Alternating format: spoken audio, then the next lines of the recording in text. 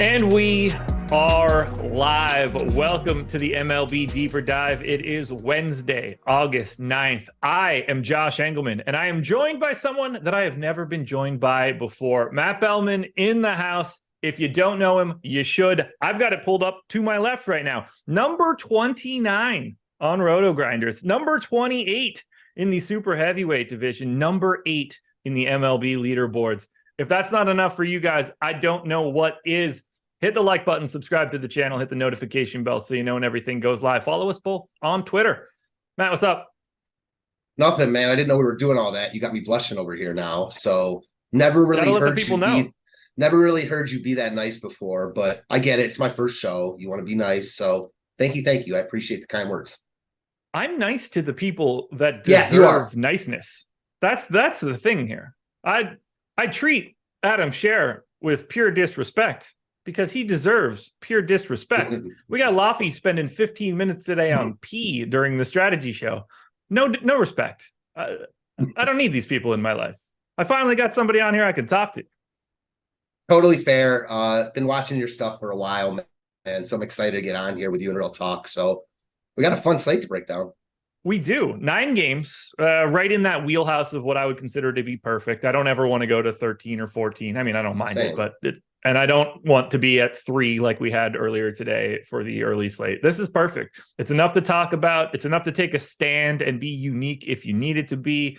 Nobody's like really even with a Red Sox team that is set up to absolutely nuke the Royals. They're not even that owned, at least nothing too crazy. It's going to be fun. I like this slate, other than the fact that I have all Boston, and I don't really know how that's going to change, but we'll work our way through it, I guess, over the next hour. Yeah, man, it is an interesting slate. There's no cores, but there are a bunch of offenses to like on like a smaller slate. I'm totally with you, though. Give me these 8-game slates all day. Those massive 14-game slates are fun, but they're also just a lot harder to navigate. I'm with you. I would give anything if baseball could somehow manage to split every day for basically every team and get 5 and 9, 6 and 8, or, all the way up to 8 and 7 early and late. I would give anything to be able to have 2 runs at it every single day. I completely agree. I love that. The good thing is, the good or bad thing, I guess, is usually when they have these dual slates, one of them has some smaller contests. Otherwise, if you got 2 every day, you got to have a nice bankroll. That's for sure. You certainly do. That's if you're playing no doubt at there. least. The only downside to me, I love Monday and Tuesday just because they have the 100K up top for the relay throw. I hate that it trickles down to 50 for the rest of the week. Such a bummer. I don't know why. I don't really understand. I've heard you mention that before, like why they're set on Monday and Tuesday, because they have these same contests. Like, shouldn't they really base it off of, what's filling, how many games are on the slate, etc.?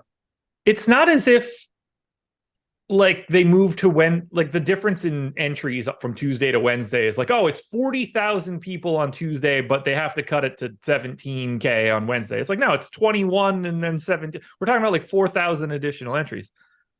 Give me the 100K up top, DraftKings. Come on. It makes no sense. At the rate that the relay throw has been going over the past 2 days, maybe I don't want them to run it anymore because it appears to only be able to be won by one person.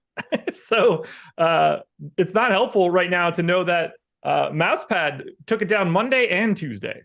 Wow, that's impressive. That big contest like that, that's some Steve Buzzard type shit.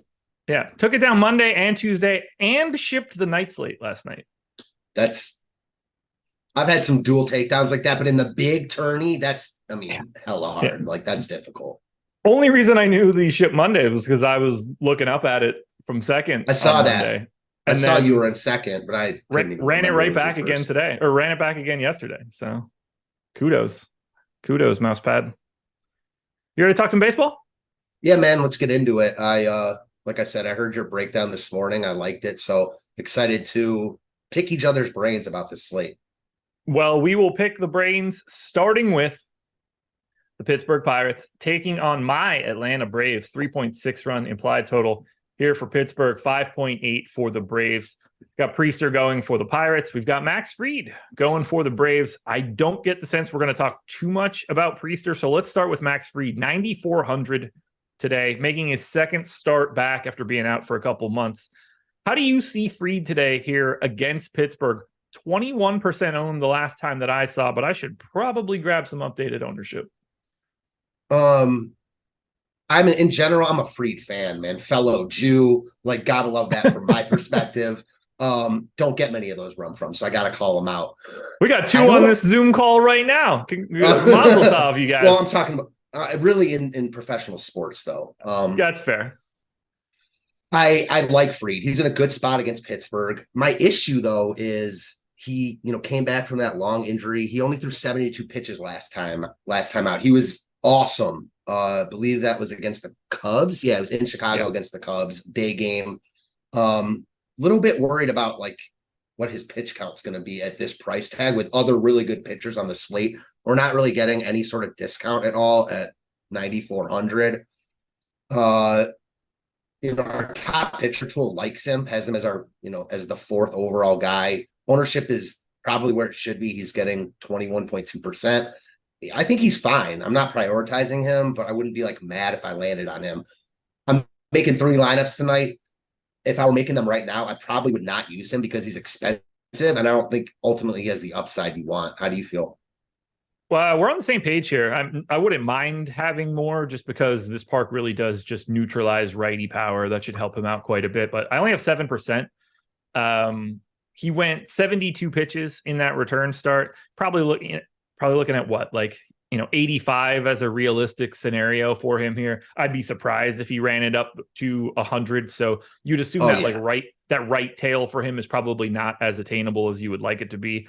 And there's not an overwhelming amount of strikeouts in this Pirates lineup either. So that certainly is another piece that limits the amount of Fried I want to get. I think that we're probably like another 2 starts away from Fried looking really good, unless they give him some broken salary. I completely agree with your analysis there. Like, he's a great pitcher. He's probably the Braves' best pitcher, but that in itself, like, the Braves are the best team in baseball. They're certainly not going to push him. I agree with you. See, probably around 85, but I would be much more surprised if he threw 100 than if he threw less than 80. No doubt about that. I would be shocked if he threw 100. Same. There's no incentive for it. There's none. They're not going to do it. I mean, no. And with the ownership, like, I'm kind of surprised that the ownership is there. I get it in the sense that, like, there is no perfect pitcher today, if you will. Yeah. But still, like, are people just box score game log watching? They see he pitched really well because he's expensive for, like, being on a pitch count. I think it's a testament to how much power plays down here in Pittsburgh and the run total. I mean, I got it at 3.6 for the Pirates. It's going to be somewhere in that neighborhood, depending on how you're calculating it. Either the lowest or like in and around the lowest run total today. I think he's just getting carried by the fact that they don't expect the Pirates to succeed. It might not be like a massive strikeout day for Fried, but I think that he can make the Pirates pretty quiet. I totally agree with you, but that's, I guess, my problem with him. Yeah. In this scenario. If he does give up a few runs and he's not striking out a lot, he does not have the wiggle room because he's not going to throw a ton of pitches. So no. I guess that's why we see it the same. Yep. Anything you want to add for Priester at 5,400? I don't really see it. Nah, you can't really use any pitcher against Atlanta right now, let alone like the worst pitcher on the slate. So no, thank you. All righty. Well, then let's talk bats. Obviously, we're going to start with the Atlanta side of this one. First in top stack on the last run. They are 6th in ownership. The bulk of that is going to Acuna and Albies. Everybody else appears to be single digits right now. You're going to be able to get to Atlanta because they're expensive. They're really expensive. There's other expensive offenses too. And I get your point. You made a point this morning I wanted to touch on, like, because there are other expensive offenses you can get to. Like, but if you do, and you're going to have to kind of sacrifice elsewhere to make it happen, why not just go to the Braves? Yeah, kind of agree with that because the Braves are the best offense on the slate. I mean, they're the best offense in baseball. They're coming in with massive leverage too. I mean, you really don't see this that often. The team with like, there's 2 teams that stand out, Atlanta and Boston. I mean, Atlanta's coming in with half the ownership that they should. Seeing that, like, I want to jam in all the Atlanta I can. That said, it's damn near impossible. I mean, when you have to roster 2 pitchers, sure, we have Emerson Hancock, who we'll get to, which you can use at 4K if you want to trust him. Yeah. Then you're still like, you can't use Hancock and Otani and stack the Braves. Like, you got to spend down twice. And even then, like, you're sacrificing the rest of your lineup. So I would love to get to the Braves here. I'm just not sure I'm going to be able to make it happen. It's so hard. I mean, like Acuna's up to 6,800 now. That's a price tag that really just, and if you want to grab Olsen, which you obviously want those two guys, they're the two best hitters in the lineup. Right out of the gate, you're already at 13-1. That is a crazy amount of salary. We haven't seen prices like this on a regular team, as far as I can tell, ever. I remember seeing it in Coors, but I can't picture seeing this in Pittsburgh in the third game of a series or whatever it is right now. And they deserve every bit of it. Like, it's not wrong. You're not surprised to see 6,800 on Acuna. He deserves that price tag. I like it, man. It kind of gives DK used to do this a lot more where you had to really take a stand. If you stack the Braves here, like, you cannot use the good pitching. It's just impossible. And they certainly deserve it. I heard you talking recently about if Acuna gets hot, he'll probably be 7K plus soon, and he will be, and he should be. I mean, he's the best DFS, offensive DFS player in the game, like, by far right now. Anthony G let me know that the Braves strike out so much. Not a big fan of the Braves is Anthony G. Unfortunately for Anthony, the Braves this season striking out at a crisp, where'd it go now? Lost it. 24.7. They're fifth. That's not too much. That's not too crazy. Honestly, oh, no, wait. I'm kidding. That's the Braves pitching strikeout rate, folks. The Braves don't strike out at all. 24th in baseball. Come on, Anthony G. What are you doing? I could see making the case to not get to the Braves just because they're so expensive, but that's the only case. Ownership leverage is there. They're obviously like, if you could just play whoever you wanted, no price tags at all. I mean, the Braves are the best. Like, why wouldn't you go to the Braves? I'm with you. Absolutely. Do you want to go to the Pirates? They're obviously cheap. You're getting Max Fried in what looks like a fifth of lineups at this moment. Is there something there? Maybe if I were making more lineups, but like, it just doesn't excite me at all. They're the lowest team in top stack percentage. They're actually over-owned. 1.2% chance to be in the top stack, 1.7% ownership. So with those small numbers, it's like a third higher owned than they should be. Just doing quick math off the top of my head. It's not good. I respect Fried a lot. The only reason I don't want to use him is because like of the pitch count, really, and he's expensive. But give me the Fried side over Pirates all day. I struggle to see them like winning the slate. I know you guys talk about that all the time. Like, yeah, I just don't see it here. I don't disagree. I am getting to a bit of Cabrian Hayes, but 3,200 in the leadoff spot at third base at no ownership is just like the perfect guy to get to if you need to save some salary somewhere else. You're getting righty lefty. Like it slots in well based on what I see. The other guy that, I was thinking about one-offs, him, McCutchen, don't hate. Yeah. Andy Rodriguez, catcher position sucks always. He's good. He's young, but he's good. He projects to be good in the future at least. So, he's cheap, 2,500. Anything else you want to touch on for Pirates or Braves? No, the Braves are the best offense on the slate. They're just hella expensive. I got told that I was a bandwagon fan of the Braves. Technically true. Didn't you grow up a Braves fan? So yeah, I started liking them when I was 6 years old. The first moment I can remember liking a baseball team is the Atlanta Braves. But I am from Eastern Pennsylvania. I had no tie to Atlanta whatsoever. I did jump on the bandwagon of them being in the World Series when I was 6 years old. I kept the fandom. I just stopped caring about it for a couple of years because I gamble too much. Yeah, it's not like you were rooting against them or anything. No, they were still the team that I wanted to succeed. I just didn't pay attention to it as much as I did. Completely fair. I mean, completely fair. You just didn't care. It was out of sight, out of mind. I liked my money more than I liked my personal favorite teams. I still do. Yeah, absolutely. And I will every day. Orioles and Astros. 5.2 run implied total for the O's. 4.6 for the Astros. Jack Flaherty going for Baltimore. Looked really good in his first start. Christian Javier going for Houston. Let's start with Flaherty. 7,200 here against Houston. 19% owned. Normally, you're not looking to target any pitcher against the Astros, but it doesn't appear that Jack Flaherty is priced correctly. Yeah, I agree with all of that. This is a tough one to gauge. Like, there's a few of these on this slate. He's too cheap for sure, but he's getting ownership, in a matchup like you said. Like, when are we really trying to use pitchers against Houston? Never. Their lineup's really good. They don't strike out a ton. This ballpark is much better for left-handed power, so we haven't seen Flaherty pitch at home here. I don't know. I don't know what to make of Flaherty. I'm a little bit torn. I've watched a lot of that first start he had against Toronto. He pitched really well. I also think this is a much tougher spot for him at home against Houston than in Toronto. Just think Houston's lineup is better. Simple as that. I get why he's getting ownership. And if I were making one lineup right now, I could see myself playing him because I don't necessarily feel great about other pitching options on this slate. That said, it's scary. And I also don't mind the Houston bats against him. He's definitely the most talented guy at the bottom. If you're like ignoring who he's facing, the actual talent exists, or at least it has existed in the past and did exist for his first start in Baltimore. This is another guy where, much like Fried, I am lighter than the field right now. We'll see where we end up. I do have a little bit of Emerson Hancock, but I'm not really overwhelmingly getting to anybody other than the top. So we'll see where that ends up. Christian Javier on the opposite side, 8,100, so a little bit more expensive than Flaherty. I guess the better side of this one, the Orioles, probably a slightly worse offense, if we're being honest. Not that it's not fun to cheer for Baltimore. Do you find yourself getting to any Javier? No, he's not really a pitcher I gravitate towards at all. He's not very good, in my opinion.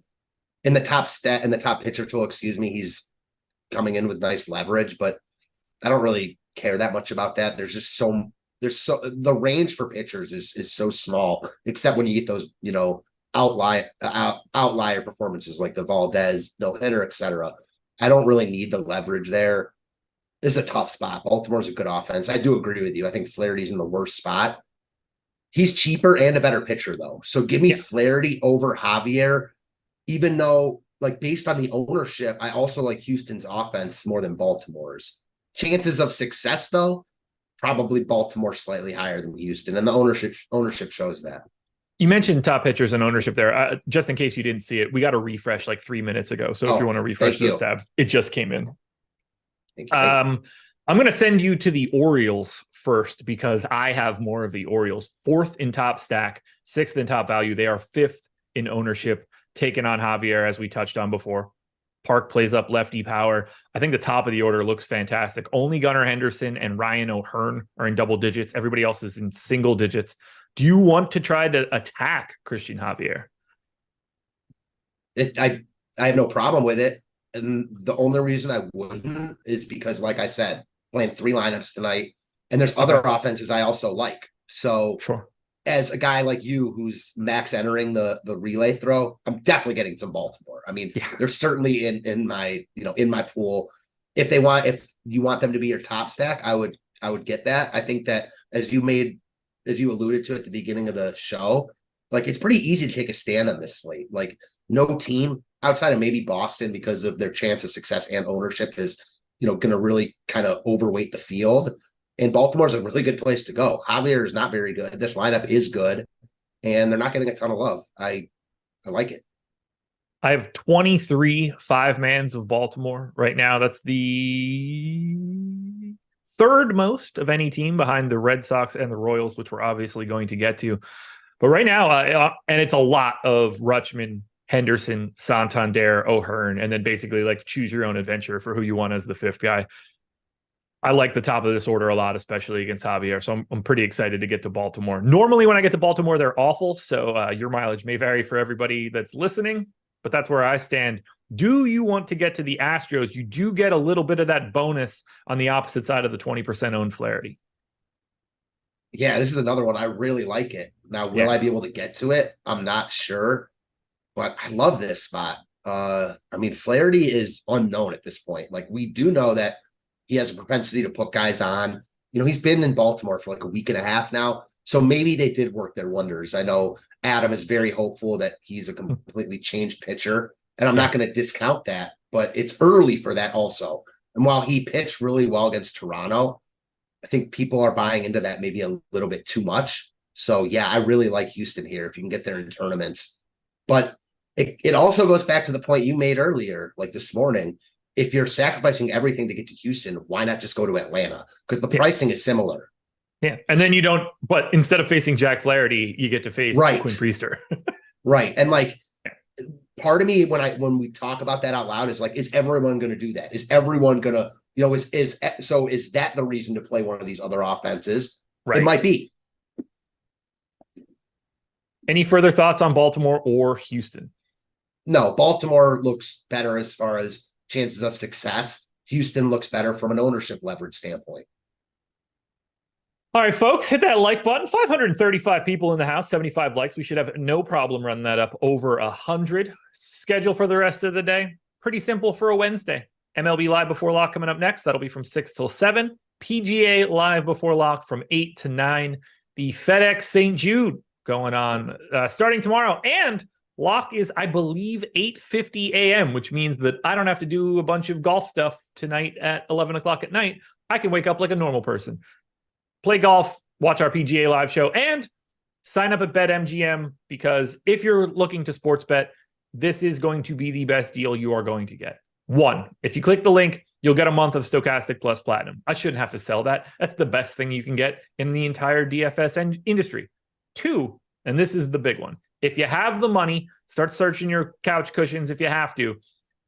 First bet insurance up to $1,000, which means if you put $1,000 down on your first bet and it wins, nothing that I said matters. You just have everything all of that winnings is just in your account and it's yours. Move forward with a bankroll that is at least twice as much as 1,000. That's what you should do, at least.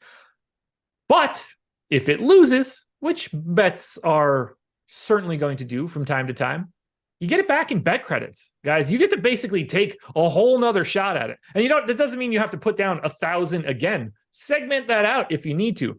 You get to take a big shot. You should be trying to get all of the free money you can for any single offer you hear about. Hash it out later. Take the free money now. Figure out where you want to be after you've checked these sites out. That's what you could do with BetMGM. Well, let's get into it. This is the big one. You ready?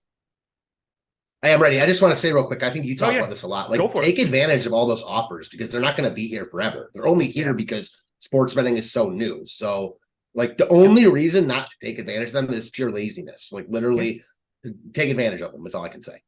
I pray that most of them still exist in 6 or 7 months when North Carolina gets unlocked. I'm sure new ones will come out, if not, like, for you specifically. I know my life. I assume that I'm going to get, like, free $20.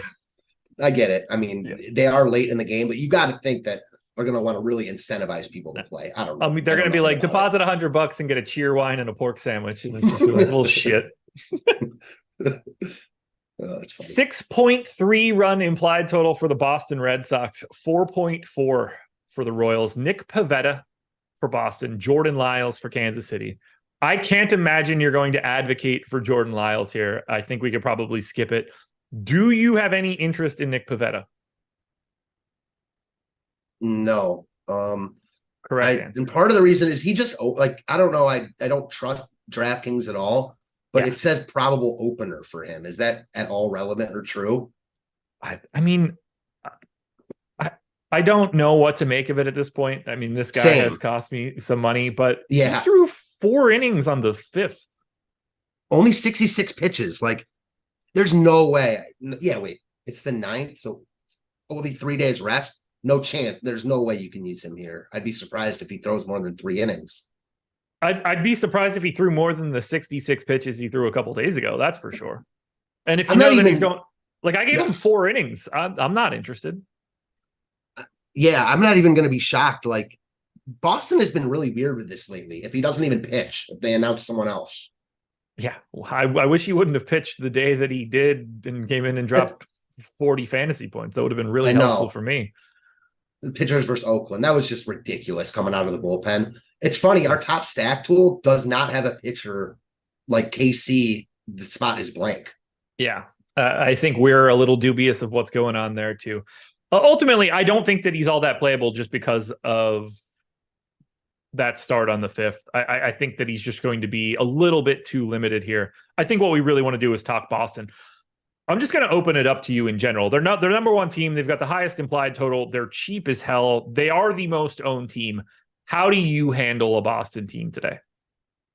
Probably don't play them, knowing that they're the most likely team to succeed. It's just one of those things like 100 person contest, right? Like I think they're going to be, they're projected to be 18.1% owned. I think they're going to be 30+% owned there. So like, what does it look like if you stack Boston? You have to get everything else right. And even then, like you're not guaranteed anything. I know going in, like Boston could easily go off. And if I'm making a bunch of lineups, I wouldn't fade them. That's not what I'm advocating for. There's just other offenses on this slate I like a lot with a less chance to succeed, no doubt about it, that aren't getting nearly as much love. So you asked me what I would probably do as of right now. I probably would not play them, but that doesn't mean they're not the best play on the slate. Those are two totally different questions. When you look at teams like this, because this will be relevant for Boston, when you say you don't play them, are you avoiding them in totality? Are you grabbing one-offs for some of these guys or 3-man stacks? Or is this just like, I won't have them in 5-mans, however they work their way in? That's totally fine. Yeah. So again, I'm making 3 lineups tonight. I'm not going to 5-man stack them, but if they fit as nice 2 or 3-mans with my other teams, I have no problem with them. I mean, they're going to score some runs here. Yeah. Home runs are king. So picking out some home, like they're the best hitters on the slate. So if I build whatever it is, you can't really use it with the Braves because they're also like kind of pricey, the guys you'd really want. But let's say you build a Yankee stack against Clevenger. They don't really have a third baseman you're dying to use. So you throw Devers in there and Casas. They don't have a first baseman either. So I think they certainly make more sense for me as a smaller stack. Now, I will say, like, if I were max entering and playing 150, I'd probably take a stand where I would be over the field, like significantly, or significantly under the field, just because I think that's kind of where the slate breaks, in my opinion. Just knock my AirPods case to the ground. Yeah, I have taken that stand pretty heavily on Boston. I've got a ton. I don't think that's going to be going anywhere. I think the more interesting question is, how do you feel about Kansas City on the opposite side? They don't exactly have a monster run total. I'm a little surprised it's as low as it is, but I guess that's just a testament to how not good Kansas City is. But they are getting a little bit of ownership. They are at least for me, the number one value team. They're just crazy. Outside of Bobby Witt, these guys are basically free. Do you want to get to Kansas City, or are they too owned? They're definitely too owned. I mean, they're also in a good spot, but they're the most owned team, the most over-owned team on the slate. They're coming in with the third highest ownership. They're middle of the road in top stack percentage. I think they're going to be popular with Boston. Now, all that being said, like ownership in baseball, especially, even Boston, they're not going to be like 50, 60, 70% owned like NBA guys. So it's a balance, right? Like I'm not saying right now that I'm not going to play any of this game. The ownerships just look to be a big concern for me at this moment. Who's your favorite bat in this game? Is that Devers? It's got to be Devers, right? Like he's not even too expensive. It's got to be Devers. He's just the best hitter in this game. There are good hitters littered throughout here. KC is not good, but there's a reason why like Adam gets them all the time. They fill out positions that you don't really want to use one-offs with, and they're cheap. So I get it. They've also been playing better ball recently. We don't care about that, but it's nice to see at least that it's in there somewhere. Well, I have 28 5-mans of the Royals right now. That is my number 2, just behind Boston. So I assume this game's going to be 2-1. It's just something to really turn the screws for me and not let me get to anything I need. Anything else you want to touch on for Boston and Kansas City? No, not really. It is interesting that like Boston has creeped up the entire day. Now they're first in top stack percentage, like at higher than Atlanta. They do really stand out. So I understand the ownership. And this might be a slate where like if you like Boston a lot, you just get a little bit weird with your pitching. I don't hate that either. Guardians and Blue Jays. Logan Allen going for Cleveland. Kevin Gausman going for Toronto. Obviously a tough spot for Cleveland just in general. 10-8 for Kevin Gausman, 30% owned now. He's basically as owned as Shohei Otani. I had a lot more Otani earlier. It has normalized a little bit. Terrible strikeout matchup for Gausman. Do you like him? Do you like him more than Otani? What's your stance here for Kevin Gausman? I like him. I don't think he's a priority in this matchup, which he often is for me. I'm kind of in your camp where and I've played MLB DFS like this for a while. I normally use expensive pitching because there's so many different ways to get cheap bats. Yeah. And the expensive pitchers are just better pitchers and they're much more reliable. Pitching is much more projectable than hitting is. So it's just easier to rely on these guys. That said, he's expensive and he's in a tough strikeout spot. I like him slightly less than Otani. I don't view either of them as ultimate musts here, though. I'm a little light on playing one. I don't view playing one of them. I think you can spend down at both your pitch. Sorry, go ahead. No, I think we're in agreement here because I am light on Kevin Gausman. I don't find him as necessary just because I think this is not the highest upside matchup he's going to have. He should be fine, but when push comes to shove, strikeouts rule the roost, and this is just not a matchup where he should get a lot of them. What about Logan Allen on the opposite side? Very difficult matchup with the Blue Jays. So much raw power, only 3% owned. Any Logan Allen for you? Nah, I really don't like using pitchers against Toronto, especially lefties. I have a soft spot in my heart for Toronto against lefties, so I'm much more likely to use Toronto bats against Logan Allen. Okay. That being said, they're also getting more ownership than I thought they would be. So I would get to them over Logan Allen. I don't love him in this spot. Toronto's a good offense. They don't strike out a lot. I just don't really see Allen on this slate. Neither do I. And I think it's kind of tough to get to the Blue Jays at the current ownership, but they certainly are running out a lot of righty power here against Allen. Righty power is better in Cleveland. I don't really understand why they're getting love here. I like them, and then I see they're getting almost I don't get it. A lot of it, Danny Jansen being 3,500 just makes catcher easier. And if that's not your cup of tea, it's Alejandro Kirk. It's Guerrero. It's Merrifield with his MPE. Everybody else is in single digits. I think it's a little deceiving. It just seems a little bit higher. It's not aggressive ownership. That said, I don't really have much either way. I am under the field. Fair. And the only path to Cleveland is the inverse path of life. You're stacking against Gausman because no one's going to Cleveland. That is I made the mistake. That is a style. Yeah, I made the mistake of using some Cleveland against Kikuchi yesterday in a much better spot. They did nothing. There's no way. You talked about using, I think it was Giants versus Otani. They're coming through one in every 50 times. I feel similarly about Cleveland here. They're also, their ownership is double their top stack percentage. I don't see it. Well, folks, we're 4 games up. We got 5 more to go, but the 5 more that we have to talk about aren't nearly as interesting as things like the Red Sox and the Royals. What is interesting, though? Sleeper, the presenting sponsor of this show. And they're interesting for 2 reasons. One, just like we talked about before, you're going to get some additional money when you sign up to $100 if you click the link in the description. But the real interesting piece of Sleeper is dynamic payouts. You can get up to 100x payouts at Sleeper. That's much bigger than anybody else in this pick-em market industry. And it happens because of the dynamic payouts. Normally, you're just seeing even action on sides. So it'll be so-and-so's hits over 1.5. So-and-so's hits under 1.5. But normally, there's going to be some pretty aggressive juice going to one of those sides. So they won't exist on most pick-em sites. That's going to be different on Sleeper, because they're going to have a multiplier. So if you've got a side that would normally have been plus 350, then you're going to get a 3.5x multiplier at Sleeper. That changes up everything that you're doing, and that is what is going to unlock those 100x payouts for you. They have all the normal stat categories, homers and triples and stolen bases. If it's the NBA, triple doubles, things like that. Plenty of different options for you to get to. As long as you click the link in the description, you're going to get up to $100 on that first deposit. I think there's a free square tonight. I don't remember if I saw it or not. Jordan, do you have that by any chance?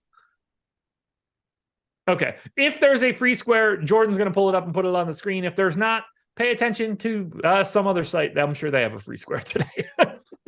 That's the easiest way to do it. The key takeaway. I'm going to say this every single time that I do these reads for the rest of the year. Get the free money.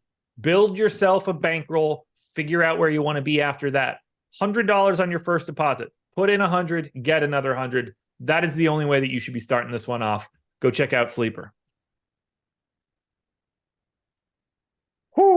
Mets and Cubbies.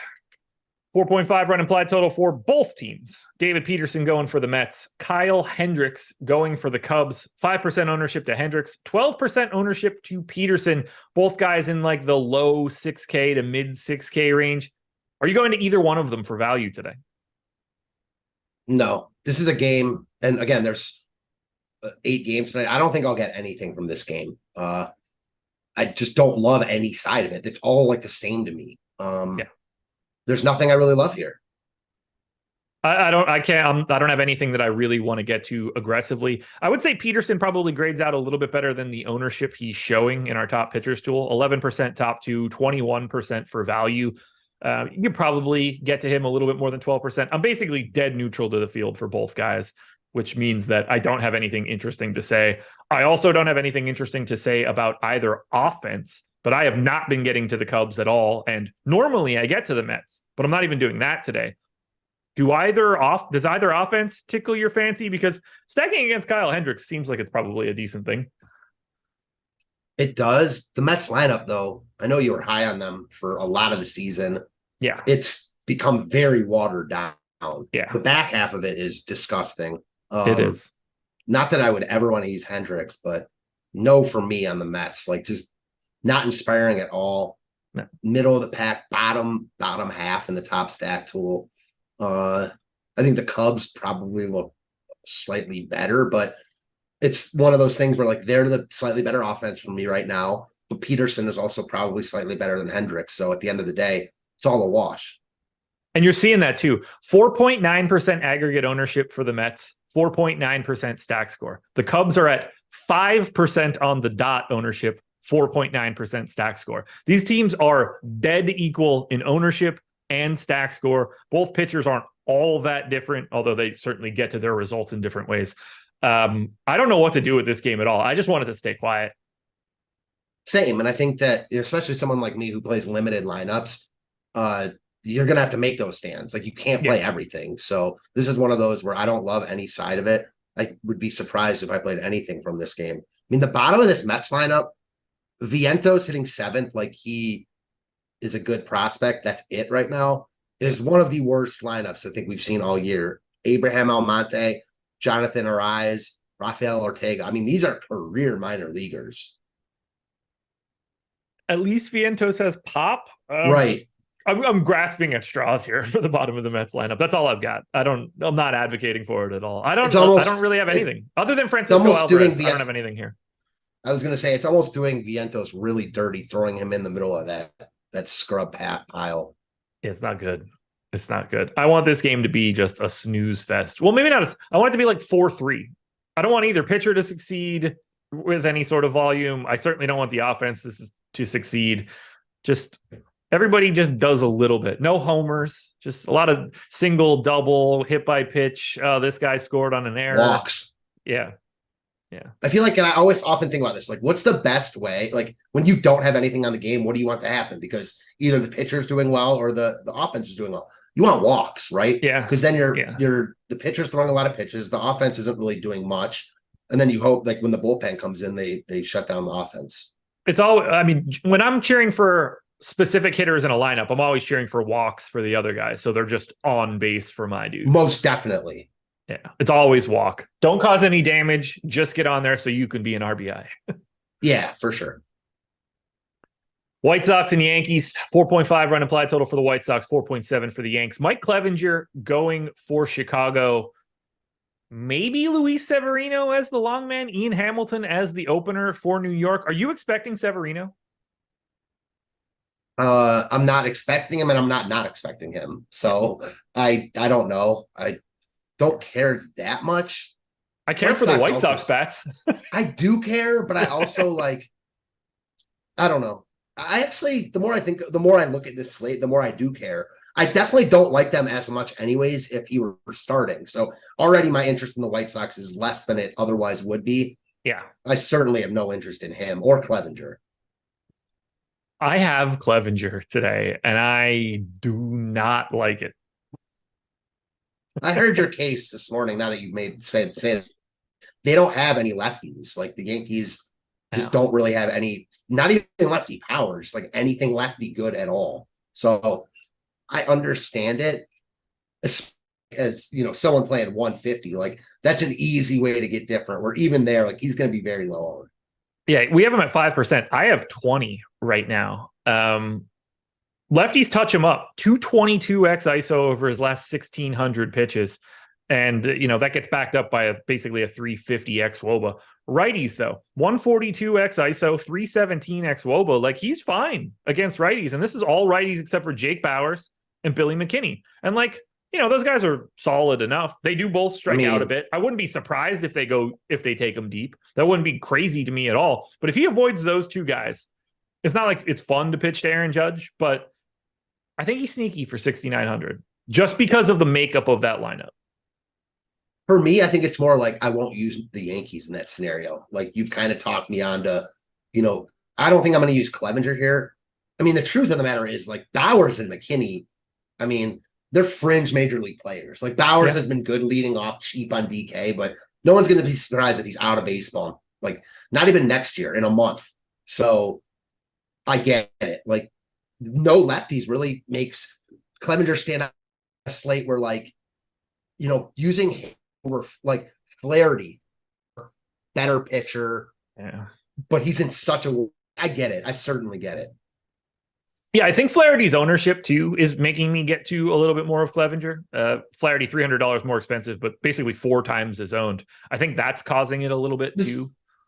This is one for me also, like, with all this stuff. There's a lot of nuance in everything. DFS, projections, all that stuff. So when I look at this personally, having played DFS for a while, long time, I would not be surprised at all if Flaherty is a little bit higher owned than and Clevenger's even lower owned. Like, I would be really surprised if Clevenger's like approaching 10%, but I won't be surprised if he's 2%. Same. People just won't click on him because he's facing the Yankees. And that matters. Like, I mean, listen, 4 or 5%, he's really low, but 2% is owned. So it matters. What do you want to do for bats here? Which team stands out more to you? Is it the value of the White Sox or is it the potential upside of the Yankees, who also have that value because outside of Aaron Judge, these guys are cheap? I think it's the White Sox, especially after you made the case for Clevenger there. Again, I don't think I'm going to use him, but takes me off the Yankees. They're going to be more popular. When I looked at the top stat tool this morning, when I first looked at it, Chicago is getting way too much love. They're not now. And I think that because the Severino, question mark, what's going to happen? Even if it's not Severino, it's not going to be someone who's very good. They don't really have guys they can bring in that are very good. The White Sox themselves also aren't very good. They're bottom half in our top stack tool. But I get it. And I'd rather go to Chicago than the Yankees here personally. Who stands out most to you from the White Sox? I hate you with that question too quick. Mid-drink. Yeah, no, you're good. I mean, I guess Robert, but he's really expensive now. He's in the upper echelon of outfielders. Yeah. He does have power and speed upside, so it'd be him. The White Sox lineup doesn't inspire much confidence from me. I mean, if I needed somebody to get knocked out, I would definitely take Tim Anderson, but I don't think that's a category on DraftKings just yet. God, that was so good. It was funny. You were asking Laffy the day after, were you watching the game? He was like, why would I be watching? And I was watching the game. I had it on for, the baby was asleep. It was nice to me having the Guardians game on. It was epic. I mean, it was epic. I'm actually a Tim Anderson fan, but he's hated. He's hated, not even around these parts, but against I don't know. I think he's just, the fans that aren't of his team hate him. Do you want to talk about anybody from the Yankees? No, if you're watching the show August 9th in the year 2023, and you're obviously playing MLB DFS, you know that Aaron Judge is good. Yeah, that's an understatement. Okay, we'll keep it moving. Angels and Giants, 4.4 run implied total for the Angels, 3.8 for the Giants. Shohei Otani going for LA. Ryan Walker opening for the Giants. 30% ownership going to Otani at 11,300. Most expensive pitcher on the slate. For me, the highest projected pitcher on the slate. I'd say based on price and ownership, the second best option, or at least that's where I have him right now. How does Otani look to you today? He looks like the best pitcher on the slate. better matchup than Gausman. I think the Giants, are probably a tougher matchup in terms of power. They also strike out more. He's, as far as like who's better, I mean, they're very comparable as far as Otani and Gausman go. I feel a little bit safer with Gausman. I mean, their strikeout percentage is only marginally off. So you can't really go wrong with either of these guys. I just like the spot for Otani more. That said, it doesn't give me the warm and fuzzies here. I don't love picking on San Fran. He's expensive. And to be quite frank about it, like he has not been lights out in every start that he's made by any means. He wasn't last time. He's gotten pulled for minor injury stuff, in a few starts. So I do think there's some like cause for cause. Like, don't get me wrong. I'm not saying I want to use San Francisco bats against him, but at his price point, like we talked about these expensive offenses, like it might be I sacrificed like the high end pitchers. We're going to talk about two pitchers that I do really like. Well, in the context of this slate as pivots, one of them's getting ownership. Darvish, obviously he stands out. Yeah. So Otani is my highest projected pitcher on the slate. I think he should be everyone's highest projected pitcher. I like him more, seeing that like Gausman is slightly higher owned than him. I don't get that. Yeah, I think it should be Otani, and I will have more Otani if the ownership is currently holding the way that it is. I don't like attacking the Giants either, but he's the best option that you have at the tippy top of salary. Ryan Walker, not a guy that I'm getting to at the flat 4K if he's throwing one inning. No, definitely not. I can't imagine you're interested in the Giants. No, not for me. And I can't imagine we're interested in the Angels because we can't roster Shohei Otani. I don't think that's like a ultimate rule where you're never interested in them. Yeah, I know you're not saying that, but here you're right. Like there's just other offenses I like more. I said it on the show earlier today. I do want to double down on it again. I do like Rengifo in the leadoff spot. A second base shortstop MPE for 3,900, hitting at the top of the order in a park where he's, at least at the beginning, going to be hitting from the left side, which is the side that plays up power. He's unowned. To get a leadoff hitter unowned at 3,900 that can play second and short, that's one of the, like, I don't want to say sneaky because I don't mean it that way, but like that's just a better script of a hitter than most people that you're going to slot in and around that salary, because he should have, he'll have more plate appearances than anybody else for the Angels, so long as he doesn't get removed. The park plays into it. It is a bullpen game, which isn't fun, but you're checking off a premium position at basically no ownership. I don't hate it. I don't care about the bullpen game with like a one-off. I've been using a lot of Rengifo. Like I completely agree with you. The ownership is 1.8%, like you said, leading off, multi-position eligibility with the two of the three weakest positions. Like he's only not getting love because no one's going to the Angels. Like, just on a per player perspective, I think he stands out as one of the top. Like I don't play cash games. I never have. I probably never will. I don't see why he wouldn't be in consideration there, personally.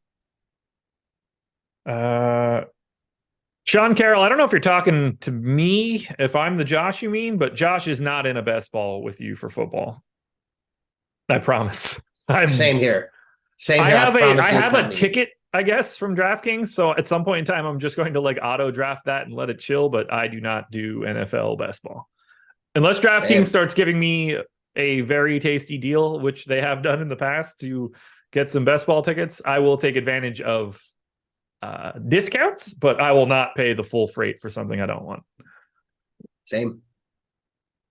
2 games to go, and we're going to start getting into the weird stuff. Mariners, 3.9 run implied total. Padres, 4.6. Emerson Hancock, who certainly doesn't sound like a starting pitcher, but might be a writer, going for the Mariners. Yu Darvish going for the Padres.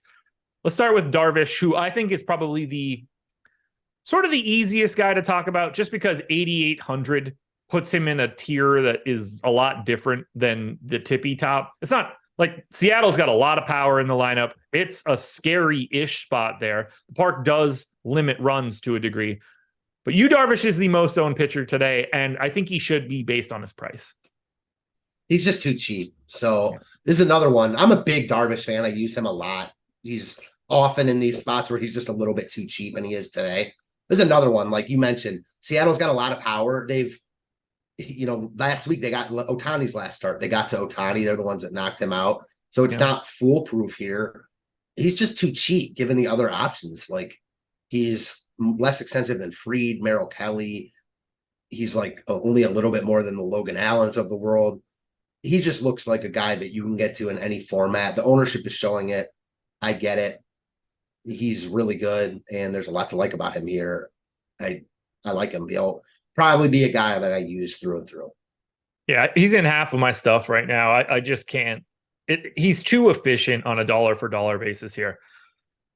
What are you doing with the pay down option of Emerson Hancock? Obviously, we touched on him a little bit on the strategy show this morning. Prospect for the Mariners, top 10 draft pick a couple of years ago, but coming in at the flat 4K. Projection systems don't like him, but that price tag, I just wish it wasn't the Padres. I'd feel so much, but he'd probably be 40% owned today if it wasn't for the Padres. You're paying down today? I don't know, man. Like, when I first looked at the slate, I think Hancock is like an easy way to go to get expensive bats. I do think he's going to be higher owned than even we're showing because there's a lot of expensive bats. The more I look at this slate, the more that I want San Diego here. Like, they're not getting any love. Hancock is going to get love. San Diego, the problem with San Diego is they're really expensive. So you can't roster Hancock to get to San Diego. Like, that's counterintuitive. So who are you rostering to get to San Diego? I completely understand both sides. I will not be shocked if I end up on Hancock here just because of the price tag. He's got really good pedigree. He is, I think, the Mariners' number 3 prospect. So while he doesn't project to be like great right now, he's not one of these scrubs that they're just throwing up because they have to. I mean, he's legit got pedigree. So there's something to be said for that. He's way too cheap for any starter, but the spot is so bad. And San Diego sticks out like a sore thumb on the top stat tool. Outside of Atlanta, they're the place to go if you want leverage. San Diego is my type of play. Now, will I get there?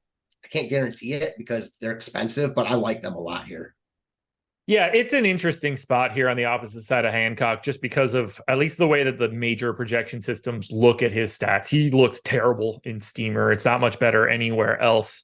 What he ends up being is a mixed bag, but boy, is he about to get a steady diet of real high-level MLB players, man. Oof. And this team, I mean, the Padres just got through facing the Dodgers pitching staff and Logan Gilbert last night. So I think they're taking a little bit of breath of fresh air today, knowing that they got this guy coming up. I hate the park. I love that they're on the road. It's not like you can't score runs in Seattle. Man, the more that I look at this and talk about it, the more I want to get there. Seattle is so interesting to me. You got the ownership coming into Darvish. There's no questioning the talent or some of the power that exists in the Seattle lineup. Power's fine in Seattle. It's just runs that get limited. Is this the sneak spot? Do you go to the Seattle Mariners, who are currently 16th in top stack and 15th in value?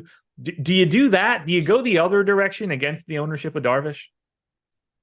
Not for me personally. I don't need to put myself on a reservation like that. Like, yeah, I think there's a difference between getting, a little bit weird and then like just going nutty. I mean, listen, it's baseball. Anything can happen. It's not like Darvish is some, the number 1 pitcher in baseball or anything, but he's good enough. So again, like, would I be shocked if the Seattle stack wins it? No, but there's other spots that I personally like more. Like, give me Arizona over Seattle all day. Yeah, I'm not getting to Seattle, but it is the team that I look at like, okay, I see the path because it's actual talent on the opposite side of Darvish. It's not just some scrub team that's there. It's a similar story for the Padres here, where it's just like, okay, if Hancock's in 16% of lineups, maybe that's the way that I got to pay up. I wish I had. I find every single section of this game, Mariners bats, Padres bats, Hancock, Darvish, I find them all interesting in different ways. I don't have the same intrigue in Seattle bats. I think that might just be because Darvish is the highest owned pitcher on the slate, but he's not like Adrian Hauser or Montgomery on the early slate owned. Like, he's 40-ish% owned. Could it be slightly higher? Yeah. Like, I get your point, and it's not the craziest point in the world. There's just other spots I like more. Not the slate for me here, but I get it for sure. All right. Well, then we are about to close this one out. Hit that like button if you haven't done it yet. Up to 790 people. We're over 100 likes. It's time for the Diamondbacks and the Dodgers. 4.3 run implied total for Arizona, 4.8 for the Dodgers. Merrill Kelly going for Arizona. Bobby Miller going for the Dodgers. Neither guy really pulling all that much ownership. 4% to Kelly at 9,100, 9% to Miller at 8,200. Are either one of these arms guys that you're focusing on? Yes, I like Merrill Kelly a lot here. Talk to me. 4% owned. Let's get into it. So he's right now fifth. He's the fifth guy in our top pitchers tool. I mean, he's lower than Fried, but he's the same as Flaherty. Flaherty's getting 20% ownership. He's coming in at a little bit over 4. It's about as tough a spot as you can get. But Kelly's actually good. Like, this is a guy that's got good stuff. His strikeout percentage is good. Like, all the underlying metrics say that he's a good pitcher. It's obviously a horrible spot, but there aren't many pitchers on this slate that I love. Talked about Otani. We talked about Gaussman. Darvish I like a lot. We talked about Fried's limitations. Flaherty stands out, but he's facing Houston. I like Kelly here. Our tools kind of back that up, so I'm going to ride with it. It's more that I just don't feel great about pitching on this slate. He's really good, and he's just not getting any love because of the spot he's in. I think that, using Kelly and Darvish instead of like Otani and a cheaper pitcher might be where I go. Scares the hell out of me with the Dodgers on the opposite side, but the lack of ownership really unlocks a path for Kelly. And it's just everybody else around him is massively owned. And then it's just him chilling there at 4.5%. Is Bobby Miller a guy for you? Nah, I like the Arizona bats more than I like Miller. I don't think Miller's bad at all, and I wouldn't think you're crazy to get to Miller. He's just not for me. He's priced up. I mean, he's in the same price range as Darvish, so I get it from a contrarian perspective, but there's other contrarian spots I like more, like the Arizona bats against Miller. For it. Talk to me about those Arizona bats. So they're on my good side right now. On Sunday, I used them in the rain game when Gallen was on the hill. Yeah. One thing that doesn't get talked about a lot, and again, it's hard to predict. You don't know when it's going to happen, is stolen bases. Yeah. So Minnesota put up 3 runs that day, but a 5-man stack of them helped me get like third in the 7-7-7 or whatever it was that day, because they stole 7 bases. That'll help. If they get on base here, like they're going to run. Yep. They've got elite bats littered throughout their lineup. This is another one, like low chance of success. So I'm not going to sit here and say like Arizona's the top stack on the board, but I look at their offense compared to like the Mets, the White Sox, the Royals, all these teams kind of lumped together. They're not getting any love, and I think they have the best offense of the bunch.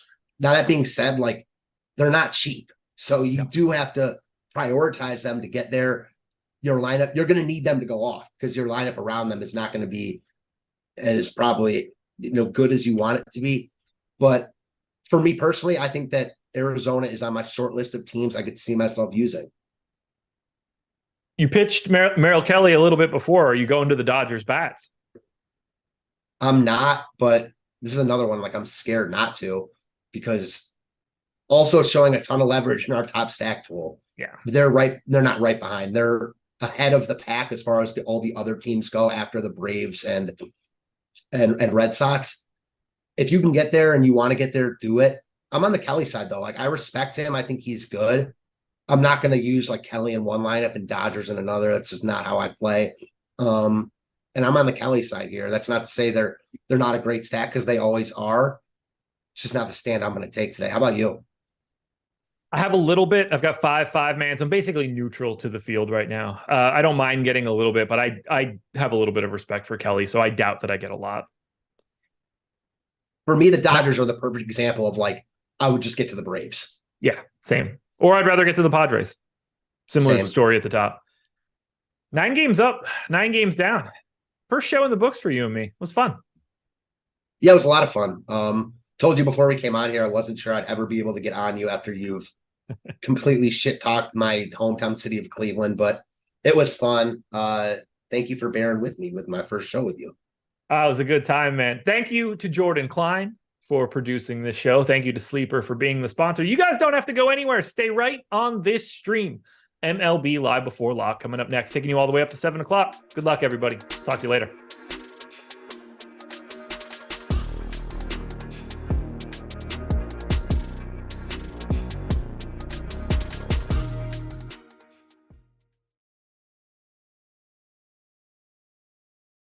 Yo, we're back. It's been a little while, but here we are. Bigger than ever, Stochastic Hall of Fame, inducting you fine fellas into it, and of course, giving out a boatload of free monthly Stochastic Plus Platinum memberships, $120 value to all of you. And all you need to do in order to get up here on the board, get inducted into the Hall of Fame, get your free month, download the Stochastic avatar, profile picture at stochastic.com/avatar. Use it wherever the hell it is that you play. And then when you do win, tweet those wins at Stochastic HOF with the shout out and the screenshot so we can see it.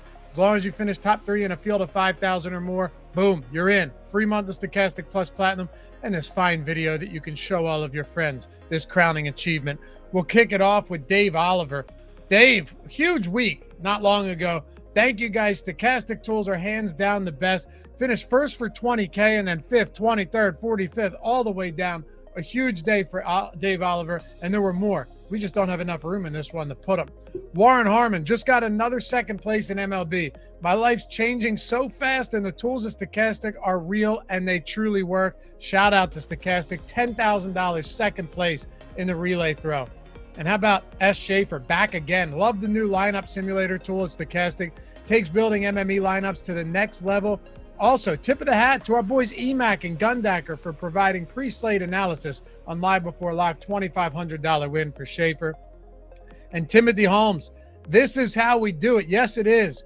Weasel 8, $25,000 win rocking the Stochastic avatar. Huge win, Timothy. Congratulations, man. And Maui, thanks Stochastic. Glad the Yankees came through today. On to the next one. $1,500 in the Minimax, followed up by Donald Thorne or Donald Duck 2476, $10,000 win.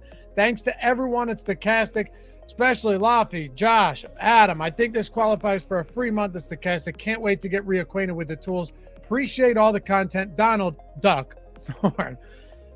Bill White, thanks for the info. I'll take second any day of the week. Hell yeah, man. $5,000 again in the Minimax. We have just owned the Minimax lately over at Stochastic. Michael P. Clement, thank you guys. Best tools in the industry. Best show on YouTube. Clem 822, $5,000. First place, another big one.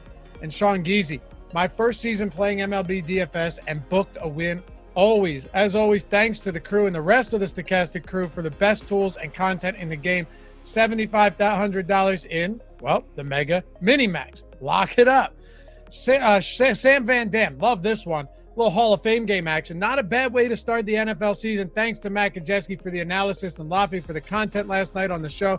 Stochastic stays the best. Almost $600 in some preseason Hall of Fame action. Can't beat that. David Simmons, thanks for all the valuable information you guys bring to the game. Total game changer. $1,500 for David Simmons. Slim Lancaster 22. And Fantasy Sports or MK Palco something. Thanks for the Live Before Lock today. Almost took one down. $1,500 second place for our pal Fantasy Sports. And then Marvin, I told you, just loaded today.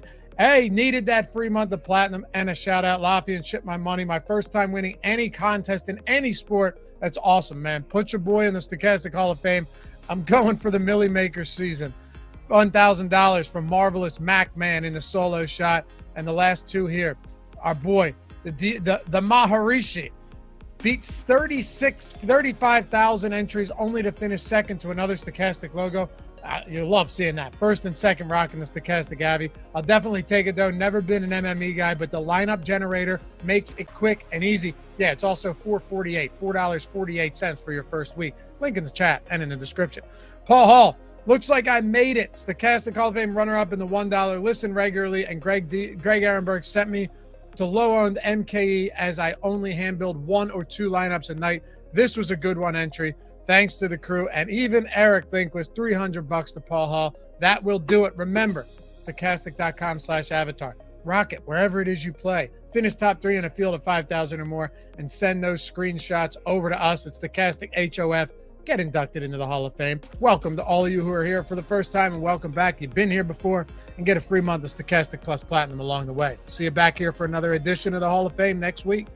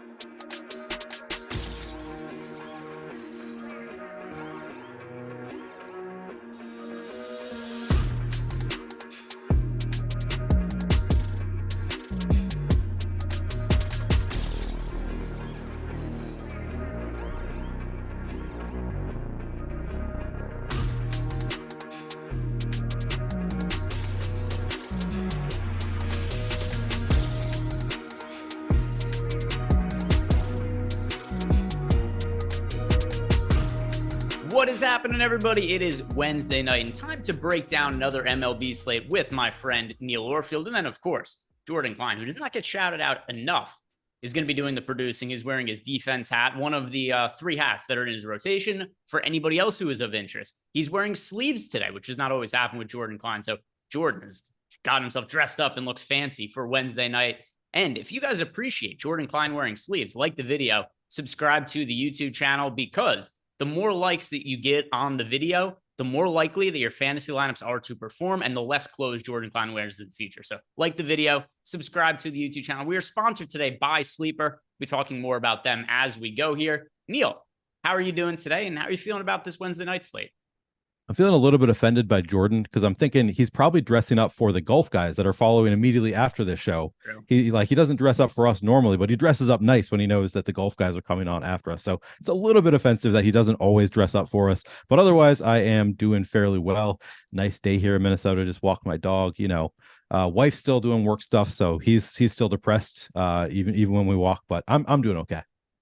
Has it gotten any easier for him when she goes away, or no? Today he sulked like the first, probably until like 2:00. He was sulking by the back door, and I kept on trying to get him like, hey, come hang out with me. I'm going to be upstairs. I got work to do. You can come join me. And he just wouldn't come. Finally, after I did a best ball stream back to back with Derek Brown. We pre-recorded one that's going to go out later. But after I came down after 2 hours, he was finally ready to, come hang out, go for a walk. He was, a little bit more pep in his step, but now he's back on the couch moping again. Any vomiting though? No vomiting. Luckily, Okay, I mean, she's not. I think it was the suitcase. I think he recognizes the suitcase, and so she's not actually like she's coming back tonight. It's not. She's not going on a work trip. So he's a little bit more. He's understanding, but just upset. All right. Well, hopefully you guys could do some brotherly bonding. Yeah. Really figure. Do you think he considers you more a father or brother or an uncle? Definitely not a father. He doesn't respect me like that. Maybe a big brother, like a big brother that he kind of like talks shit to. He does not respect me like a father. I know that much. I will say it is very strong little brother vibes to just throw up and make a mess that make you have to clean it up. So, that is true. Yeah. I can see that for sure. I could see that. As for tonight's baseball slate, we don't really have any kind of crazy chalk at the top end of pitching. There are two pitchers at the high end that are popular, and then we'll talk about Darvish, kind of in a tier of his own, $8,800. But if we're looking to pay up for pitching today, Neil, you've got Shohei Otani, 11,300 on DraftKings against the Giants, project for 29.7% ownership. Then you got Kevin Gausman pitching against the Cleveland Guardians. He is projected for 28.7% ownership. One thing also to note about Shohei Otani is that we are sponsored by Sleeper today. And if you guys sign up at Sleeper, they have an over-under today of 5.5 strikeouts for Shohei Otani. Really, really favorable line that they've put up there for Shohei Otani. So if you guys want to take advantage of that, download the Sleeper app. We've got a link for it below. When you sign up, use the promo code Stochastic1 because that's going to get you up to a $100 bonus on your first deposit. And you want to take advantage of this over-under 5.5 strikeouts for Shohei Otani. But Neil, as for DFS purposes, between Otani and Gausman, who's your preference tonight? Very similar price and ownership. Yeah, so currently I have more Gausman, actually basically equally, and that's, looking at the top pitchers tool, that feels about right. Like, it's hard for me to really take a strong stand between Gausman and Otani. If I have 11,300, I'm going to pay up for Otani. He has slightly better top two pitcher odds. He's also slightly more expensive. So essentially, if I have the money for Otani, I would play Otani over Gausman. Otani's actually getting slightly lower ownership, slightly better odds of being a top two pitcher, but it's very close, and Gausman is 500 cheaper. So it really comes down to, like, do I have the money to play Otani? And if I don't, I'm totally happy to go to Gausman. Not much separating them in terms of ownership or top two pitcher odds. Are you taking any kind of stand on the top? No, I'm on the same page as you. We'll talk about Darvish in a second here, but as far as Gausman and Otani go, I view them as pretty similar options. I don't have a strong lean between the two of them. I'm actually slightly underweight to both of them, but nothing really crazy.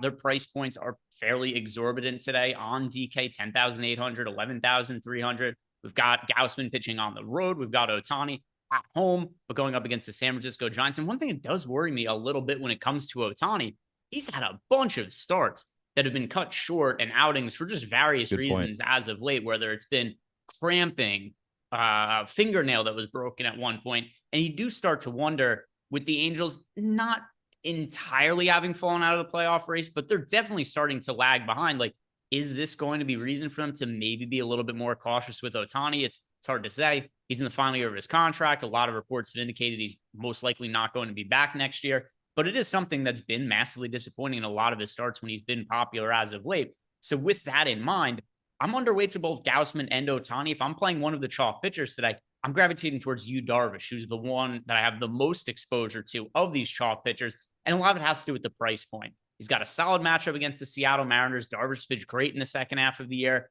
And you're getting him at $8,800 compared to $11,300 for Otani, compared to $10,800 for Kevin Gausman. So I like him the most of all three chalk pitchers. Are you on the same page as me? Yeah, I think so. I mean, he is getting the most ownership, but like he's clearly the easiest to get in there at 8,800. I actually have about the exact same exposure to all three of them. I have between 34.5% and 38% ownership to all three of Otani, Darvish, and Gausman. So not taking a huge stand on Darvish either. I think they all make a lot of sense. It's kind of different lineups. If you have 8,800 left over, it's pretty clearly Darvish that you go to there. Yeah, 23% chance of being a top two pitcher. As I said, he's getting 37% ownership. Makes sense at 8,800. I wouldn't be mad if I was like, so I set my cap on pitchers today at 40%. If I got to 40%, slightly above the field, I wouldn't hate that for Darvish. Like if he ends up as the fourth best pitcher on the slate, but puts up 25 fantasy points and nobody's putting up like 45, that's probably fine. So yeah, I like Darvish. Darvish makes a lot of sense here. And then are there any high-end pitchers that you like as potential pivot options to get away from Darvish, Otani, or Gausman? Is there anybody else that stands out on the high end that's picking up less ownership, which, by the way, everybody is picking up much less ownership than those three? Do you look at and be like, if I'm paying up, I could be contrarian with this guy? Yeah, I love the call out of Merrill Kelly by Matthew Belman on the last show. I like that he's looking at the same things that I am and coming to the same conclusions, because Merrill Kelly in the top pitchers tool looks very underowned, coming in at 4% ownership, 13% chance of being a top two pitcher, 6% chance of being a top two value pitcher. Obviously, not a great matchup. Really, really hard matchup with the Dodgers. But Merrill Kelly's talented enough that he can shut down the best offense in baseball. So, yeah, I do like Merrill Kelly as a pivot option. I'm not taking a hard stand, but I am coming in triple what the field has right now. And that's actually, I want to call this out because this is something that I think some people using the sims, and I guess if you're running 2,000 to 10,000 sims, it's probably not an issue. But if you just run like 500 lineups, you might not get to any Merrill Kelly. And I think it would be worth it to give him, so you set a cap on your exposure to him, but do give him a little bit of a projection boost to make sure that he actually gets into your player pool before you run the sims, so that you can actually see him. That's something that I concern myself more with it in when I'm using the PGA sims. Like there will be golfers that are getting ownership, but I'm getting to zero, and I don't really want that. I want to actually represent the field. So that's just something that I just thought about because I wasn't getting to any Merrill Kelly. I'm not running the sims tonight because I'm on a show, but that is something that if I were running the sims, I would want to boost his projection just a little bit to make sure that I got to some Merrill Kelly so that they can be in the field. Yeah, and just because also we've got people bringing up Max Fried in the chat. You've got Fried with a fairly decent matchup on the road against the Pittsburgh Pirates. Once you get down from the group of the most popular chalk pitchers, Otani, Gausman, Darvish, you do have Fried picking up the next most ownership. Still less, though, right around 20% for Max Fried. And, it's kind of hard to know what to make of him. He's missed a whole bunch of time this year. I don't know how deep the Braves are going to be letting him work into the game, really any games down the stretch of the year. I think they're going to try to kind of build him up a little bit slowly towards the tail end of the year. Like, I just don't think they want to risk an injury. We know the Braves, if you go to FanGraphs, for instance, the Braves' odds of making the playoffs with a lot of time left to play in the year, 100% chance they have projected for the Braves to make the playoffs. The Brave odds to win the division, if I'm not mistaken, last it was 99.9%. So this team is very secure in what their spot and their seeding is going to be. That does worry me a little bit in terms of what the actual upside is for Max Fried. I don't mind him. I don't envision myself being close to what his ownership is, though. Me neither. I'm currently at 5% ownership on Fried. That feels about right. There's risks involved there. So with the pitch count, so I'm totally happy being underweight to Fried and taking my stands elsewhere. And then any other pitchers on the high end that we should be noting here? We've kind of run through all of them. I mean, like Logan Allen's also here at 4% ownership. He seems to be fatiguing a little bit in the second half of the year. He's really the only other guy who'll consider him and Bobby Miller as pay up options. Maybe we could throw Christian Javier into the mix as well. I'm not super interested in any of these other 8K guys. Yourself? I don't currently have any Logan Allen. He does look good in the top pitchers tool, so I think that is worth saying. He's coming in at 3% ownership with a 12% chance of being a top 2 pitcher and 9% chance of being a top 2 value pitcher. So that is the positives for Logan Allen, but I don't think I'm going there. I mean, it makes just about as much sense as Merrill Kelly, I guess, against the Dodgers. Like, it is a tough matchup. He's a little bit cheaper, but I'm not forcing Logan Allen, I don't think. All right, so let's go ahead then and look in our Discord channel before we get to some of the cheap pitching options, because we do have, I saw at least one question that came in here, and some super chats as well. Duncan Jerkovic just said, grazie. Hey, thank you very much for the super chat. Italian. I mean, I assume grazie probably is thanks in multiple other languages. But anyway, he said grazie. You're welcome. Thank you for the super chat. We appreciate it. Malukar gifted out 5 Stochastic DFS YouTube subscriptions, as did our guy, Chris Williams. So to all of you, thank you very much for supporting our channel. And here we've got a question from Kenny Wayne. Kenny Wayne 256 wants to know, what are our thoughts on Pivetta for DraftKings? Have him popping up in a few lineups. It's tough to know what to make of him because he got absolutely slaughtered in his last start. Because that happened, he only threw a handful of pitches. He's starting on short rest today, only 3 days rest. We very rarely see teams do this during the course of the regular season. Something else we saw the Rays do today, the Red Sox do today, is they also called up some long relievers from the minor leagues, which I'm very, very concerned about how deep Pivetta is going to be allowed to work into this game, considering he's pitching on short rest. And then also that we have some long relievers who got activated by the Red Sox today. So I'm going to, when I rerun my lineups, if I get to him in any kind of meaningful amount in our Sims tool, I'm just going to give him a downgrade because I'm definitely concerned about how deep he's going to work into the game. I think he very likely could pitch 3 or 4 innings. Yeah, I think that is enough of a concern that I don't really want to get there too much. I'm debating, like, I don't know that I want to full fade Pivetta necessarily, but certainly not somebody I'm wanting to have high exposure to given the pitch count limitations. And then Sean pointed out Max Fried pitched 6 innings last game, but only had 72 pitches. So yeah, I guess maybe he could get to mid 80s in pitches potentially, which if you told me that he was going to pitch 85 pitches, I probably want a little bit of exposure, I guess, just not somebody that, like, I don't think that he has, like, he's probably not pitching 90 pitches today. Yeah, and that's also, so here's part of the Max Fried equation, right? He only threw 72 pitches last start, but he's very popular today, right? So that's the other part to consider is I don't know exactly what his pitch count could be. I know what my feelings are towards his pitch count, but they're just feelings. It's not like anybody's come out and said he's only going to throw X amount of pitches, but at the very least, we have to say there's a chance he only throws 80 to 85 pitches today. And if that is the case, do you want to play him at 20% ownership? The answer to me is no. Just the risk of him throwing 80 to 85 pitches, I think makes him a little bit too high owned. Yeah, I agree. Just a little bit too, it's not like we're full fading him. I'm playing a little, there is some pitch count concern there.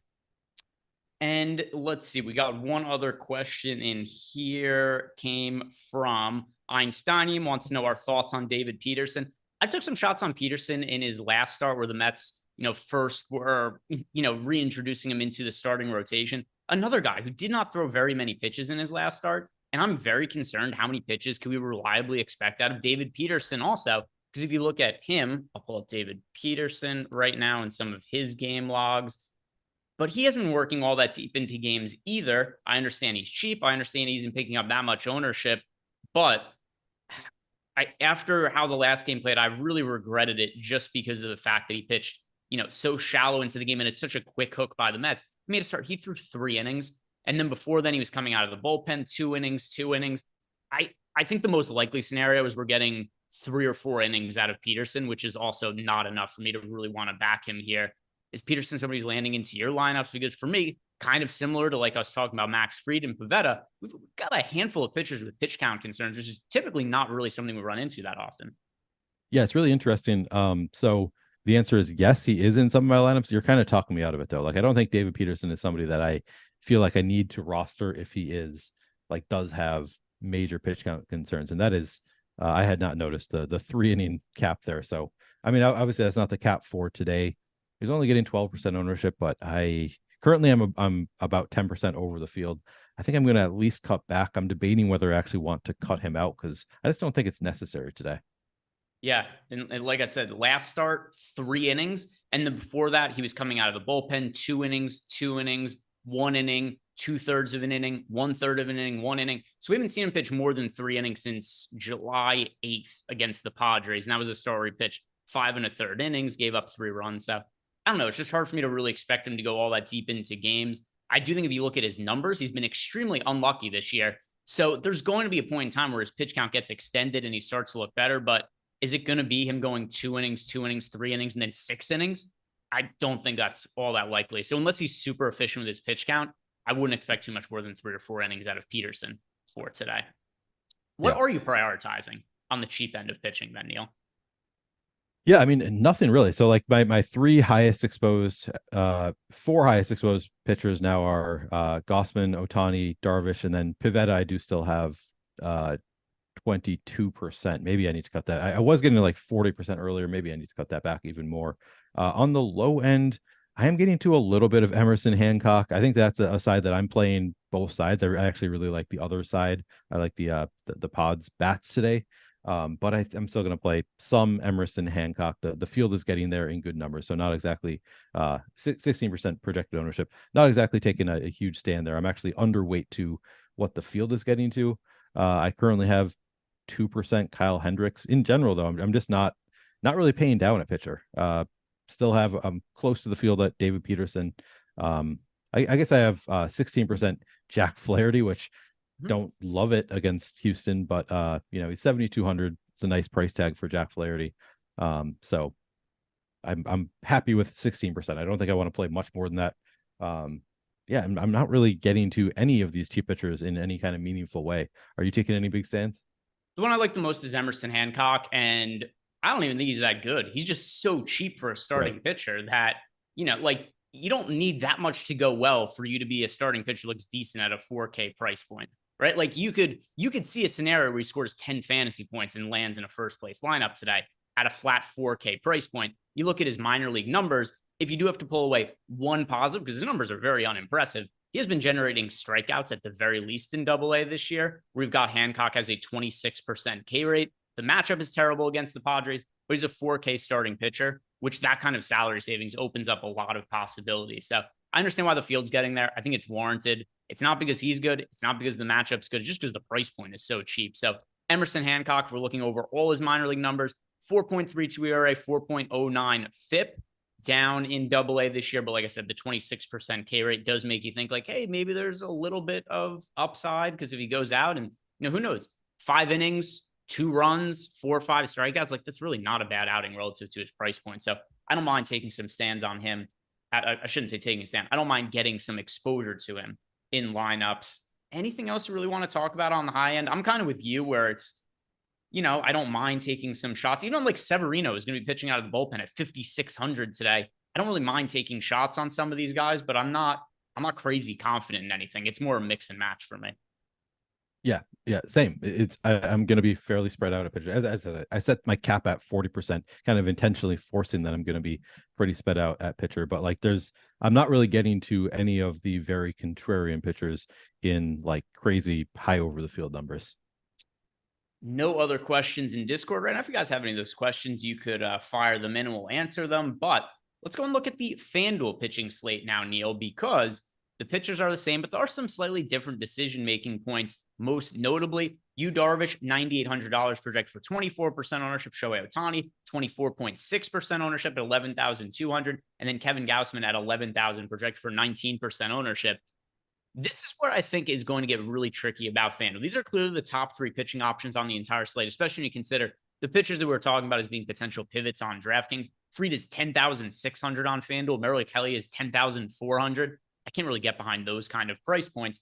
So when we're looking at Gausman, Otani, Darvish, if you had to pick one, you're building one lineup and it has to be one of these pitchers on FanDuel, who would you go with, all things being considered? Yeah, this is really tough today. Again, it would come down to what the rest of my lineup looks like. If I were to build starting with pitcher, it would probably be Gausman for the reduced ownership in a GPP. But yeah, it's kind of hard to differentiate. Yeah, probably Gausman because of the reduced ownership. I guess that is my answer. How about you? I am going to say Darvish because of the reduced price point. Yeah, right. You got too. Gausman's 11,000, Otani 11,200, Darvish is $9,800.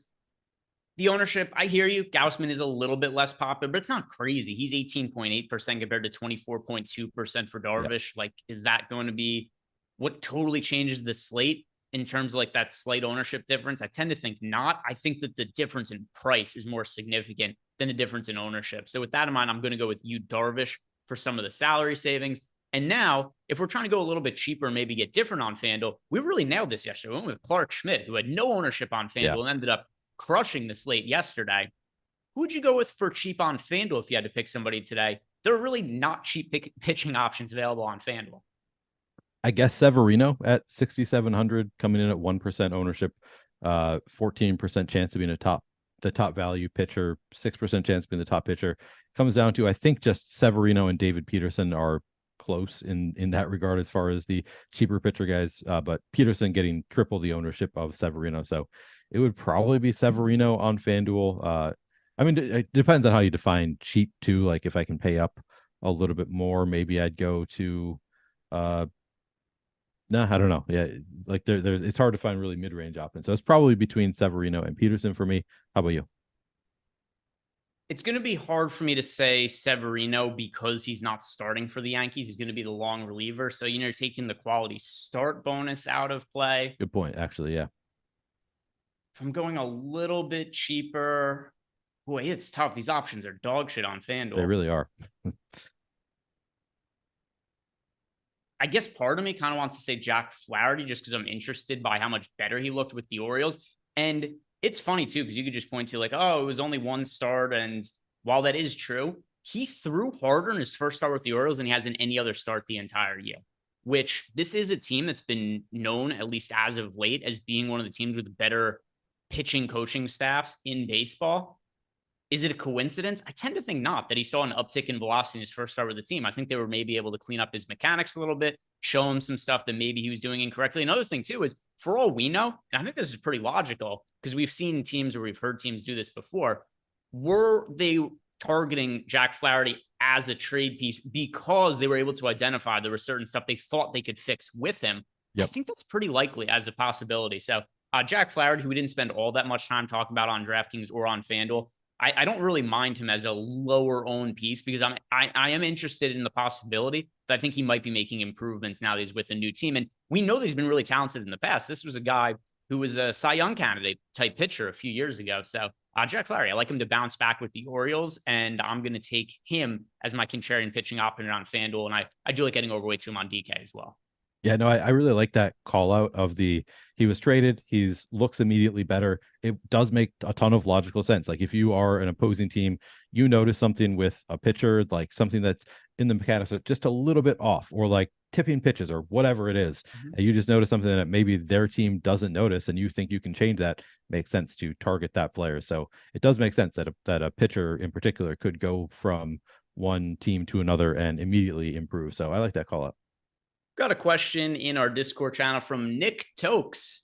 Nick Tokes wants to know, we're building our lineups. Do we start with the pitchers or do we start with the bats on DraftKings? So kind of tough for me to answer, right? Because I'm building lineups in Fantasy Cruncher and uploading them to our Sims tool every night. So it's not like I'm starting one way or the other. And this isn't going to make you any happier with my other part of the answer. If I'm building lineups and let's say that it's an afternoon slate that's like 3 games and I'm just playing like single entry and just hand building one lineup, it's not the same every time, right? Because there are going to be slates where it's like, oh, there's this pitcher who for whatever reason can't miss, either because it's, like Jacob deGrom underpriced against the Royals, or it's, right. A cheap pitcher that isn't picking up any ownership that I really like for leverage or something like that. Every slate is different. It's not like I look in the slate and be like, oh, I have to have this bat or this pitching option. I'm just kind of looking at the slate as a whole. And for baseball, I care a ton about ownership, especially if I'm just hand building a couple of lineups.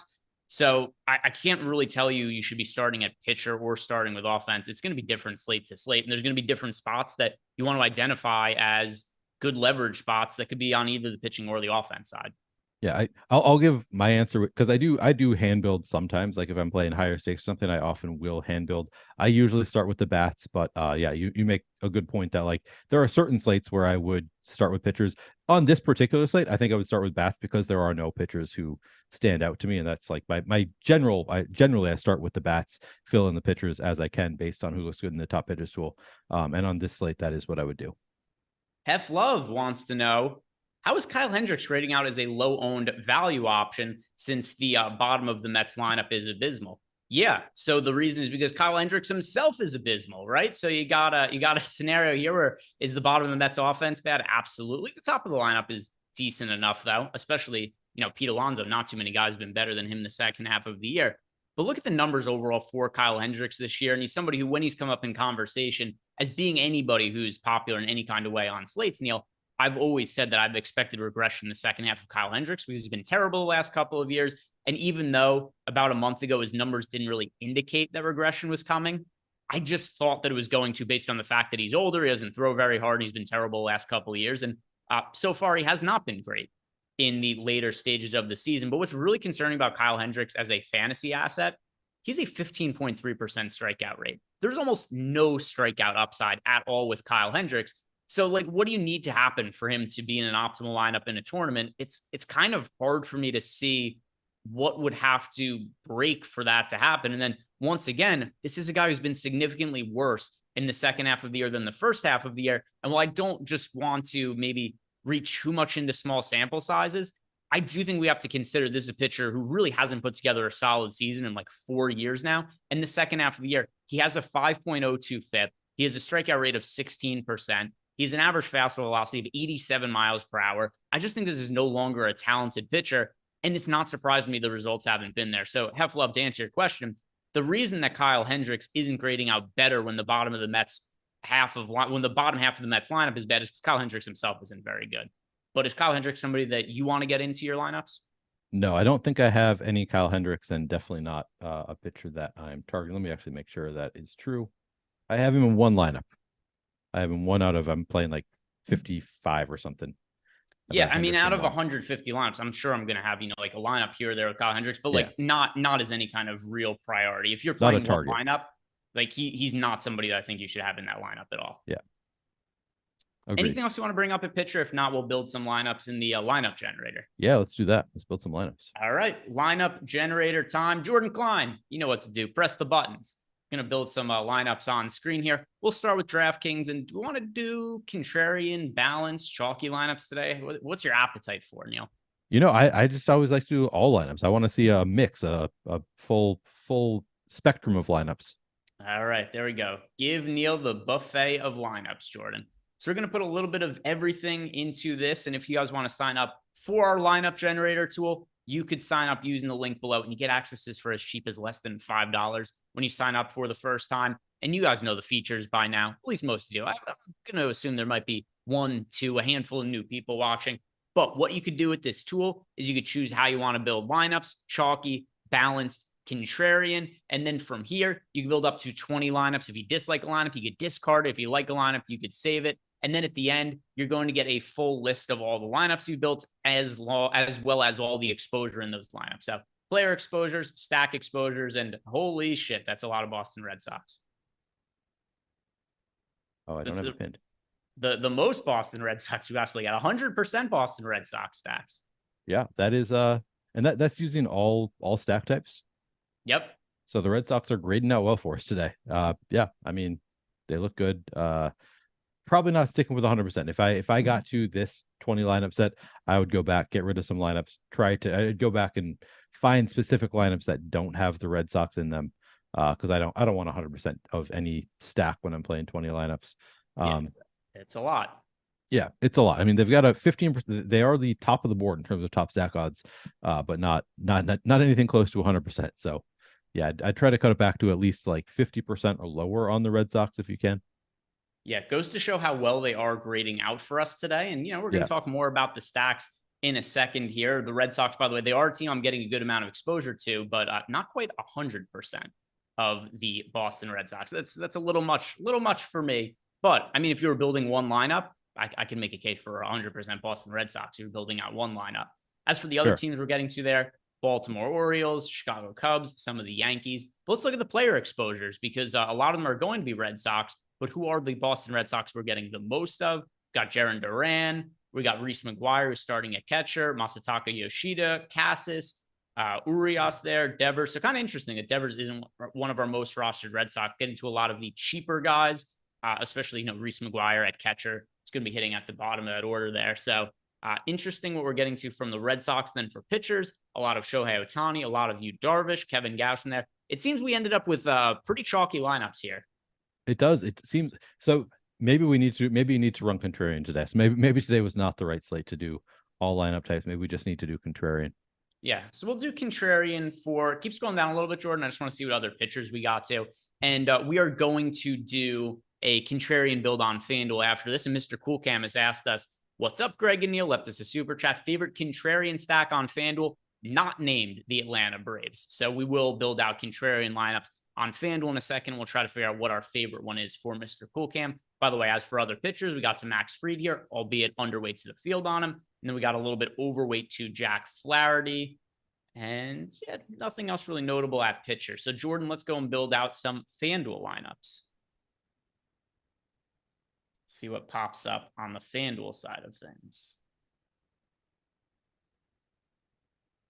Doing one final crunch of my own lineups as well here, Neil, so I can do one more run and really get a good feel for what my final exposure is going to be before we talk about the offenses. Did we get the news got alert yet that we have all of our lineups in for the night? I did not see if we got that alert yet, but I think we have all of the lineups now. Yeah, we've had all the lineups for a little while though. Oh, news got it. You slipping? What's going on? You don't know what to do without that. I need the alert. How am I going to know that the lineups are in? Without it's impossible information to know without that. That's right. All right, so let's see what it is that we are getting to. Oh my God, even contrarian lineups on FanDuel. 100% Boston Red Sox. Our data really does seem to like Boston today, does it not, Neil? It does. Eric Robb confirming that the news god is on his game and did send the alert, by the way. We just missed it. Man, I don't like that we're getting to 100% Boston. I would attempt to get to other lineups outside of Boston. But I mean, if that's what the lineup generator is going to give us, I think like it's probably these are the good lineups. Like we know that these are all plus EV lineups. I still wouldn't want to have 100%. I would probably, if I don't have time to get rid of some and get to other lineups, I might not play all 20 of them from the lineup generator. Maybe I play 15 and then hand build 5 that are not Red Sox stacks. But I think you can go back, just delete some of these, go back and find some Red Sox lineups. Maybe you need to go chalky. That wouldn't make sense to me, but I don't know. Try the different buckets. All right. By the way, I'm really looking at some of my lineups and everything looks terrible in lineups that aren't like Otani, Gausman, or Darvish at pitcher. It is. I mean, the pitching options today just it's not good. A lot left to be desired here. Not great left to be desired. So anyway, let's go ahead and look at some of these other lineups. Yankees, the stack we got the second most exposure to, and let's look at the individual players now. Spencer Smith asking Neil, what are you cooking for your nephew Greg for dinner? Mac and cheese? No, matzo ball soup. He told me yesterday that matzo ball soup is his favorite. I want to give him his favorite food. What is this about now? Spencer Smith asked what I'm making you for dinner. You being my nephew. And he asked there's something when did I become your nephew? I don't know. It's he has he's called you my nephew several times before, and I just play along. Yeah. Interesting. This is news to me. I've not caught that before. Greg is actually only 2 years younger than me. That is absolutely not true. I'm actually half of Neil's age. I think that's what Spencer is implying. I am 25 years old and Neil is 50. Something like that. People, you can't say that because I think people will believe you. Like there are people in chat who are just absolutely like, yeah, that makes sense. Like, I believe it. You can't handle the truth, Neil. Yeah. You can't handle the truth. No, I cannot. Let's look through some of these lineups now where we've got a whole bunch of Gausman. So interesting, right? Because before you and I were talking about if you could play one of Darvish, Gausman, or Otani in large field tournaments, who would we go to on FanDuel? You had answered Gausman. I had answered you, Darvish. What is our lineup generator like here? It likes Kevin Gausman. So it is on your side there. So take that for what it is worth. And then if we go and scroll down a little bit more, I want to see what else we have at pitcher. Darvish at 15%. And then let's see. I assume we're going to have like 10% of Otani, right? Oh, there he is, 20%. Oh, yeah. I just missed him when I was looking there. So there we go. All right, 20%. So all the pitching options, we got to Otani, we got to Darvish, or we ended up getting to Gausman over on FanDuel, which I'm fine with. If you're building 20 lineups on FanDuel, I think it's totally cool to just play those three pitchers. Yeah, definitely. And then as for hitters, a lot of the same stuff as what we saw over on DraftKings, just all the Reds. We have 100% Red Sox stacks. Of course, it's going to be a lot of Red Sox exposure here. So Devers, Yoshida, Cassis, Story, Duran, Reese McGuire, lots and lots of Red Sox exposure there. But let's answer the super chat that we got from our friend, Mr. CoolCam97, who wants to know, what is our favorite contrarian stack on FanDuel that is not allowed to be the Atlanta Braves? So Neil, give him one team to stack. Who are we going with? Who are we telling him to play? Yeah, I was just taking a look at the top stacks tool for fan. Actually, let me refresh real quick, because it was not the team that I wanted to say that I'm getting to, that I'm kind of jamming in on. DraftKings doesn't look as good on. Maybe I still go with it. It's San Diego for me. I think that I'm still playing. Although is the pitcher Hancock not available in the FanDuel player pool? Is that why he's not showing up? Yeah, so he is not available on FanDuel, which to me limits a lot of the appeal of San Diego. Like, what's nice about San Diego, and Hancock is also a cheap pitcher I like on DraftKings, but you're getting leverage off them too when you stack the Padres on DraftKings. I still don't think the Padres are a bad team to look at, though. 3.7% ownership on FanDuel, 5.2% chance to be a top stack. Something else to consider as well. We know how top heavy the Padres lineup is, and you're only making 4-man stacks at most over on FanDuel. So I don't think that's a bad choice by any means, Neil. Yeah, it does take away one of the reasons that I really like San Diego on DraftKings when you're not getting that leverage. But yeah, it's still a good choice. I think I'm actually going to switch it up though and go very contrarian. The Angels look really good to me on FanDuel in the top stacks tool. 1% projected ownership, 5% chance to be in the top value stack, and 4% chance to be in the top stack overall. Really like that leverage on the Angels. Okay, so the Angels is going to be your answer. Let's see. What am I going to go with?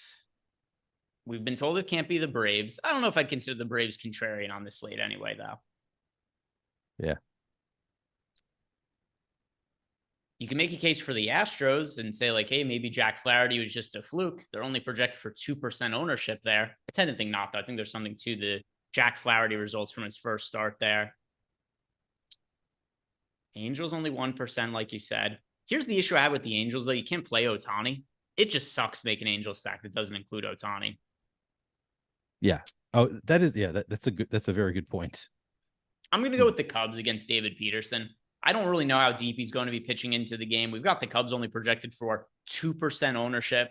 They're one of our most positively leveraged teams on the entire slate.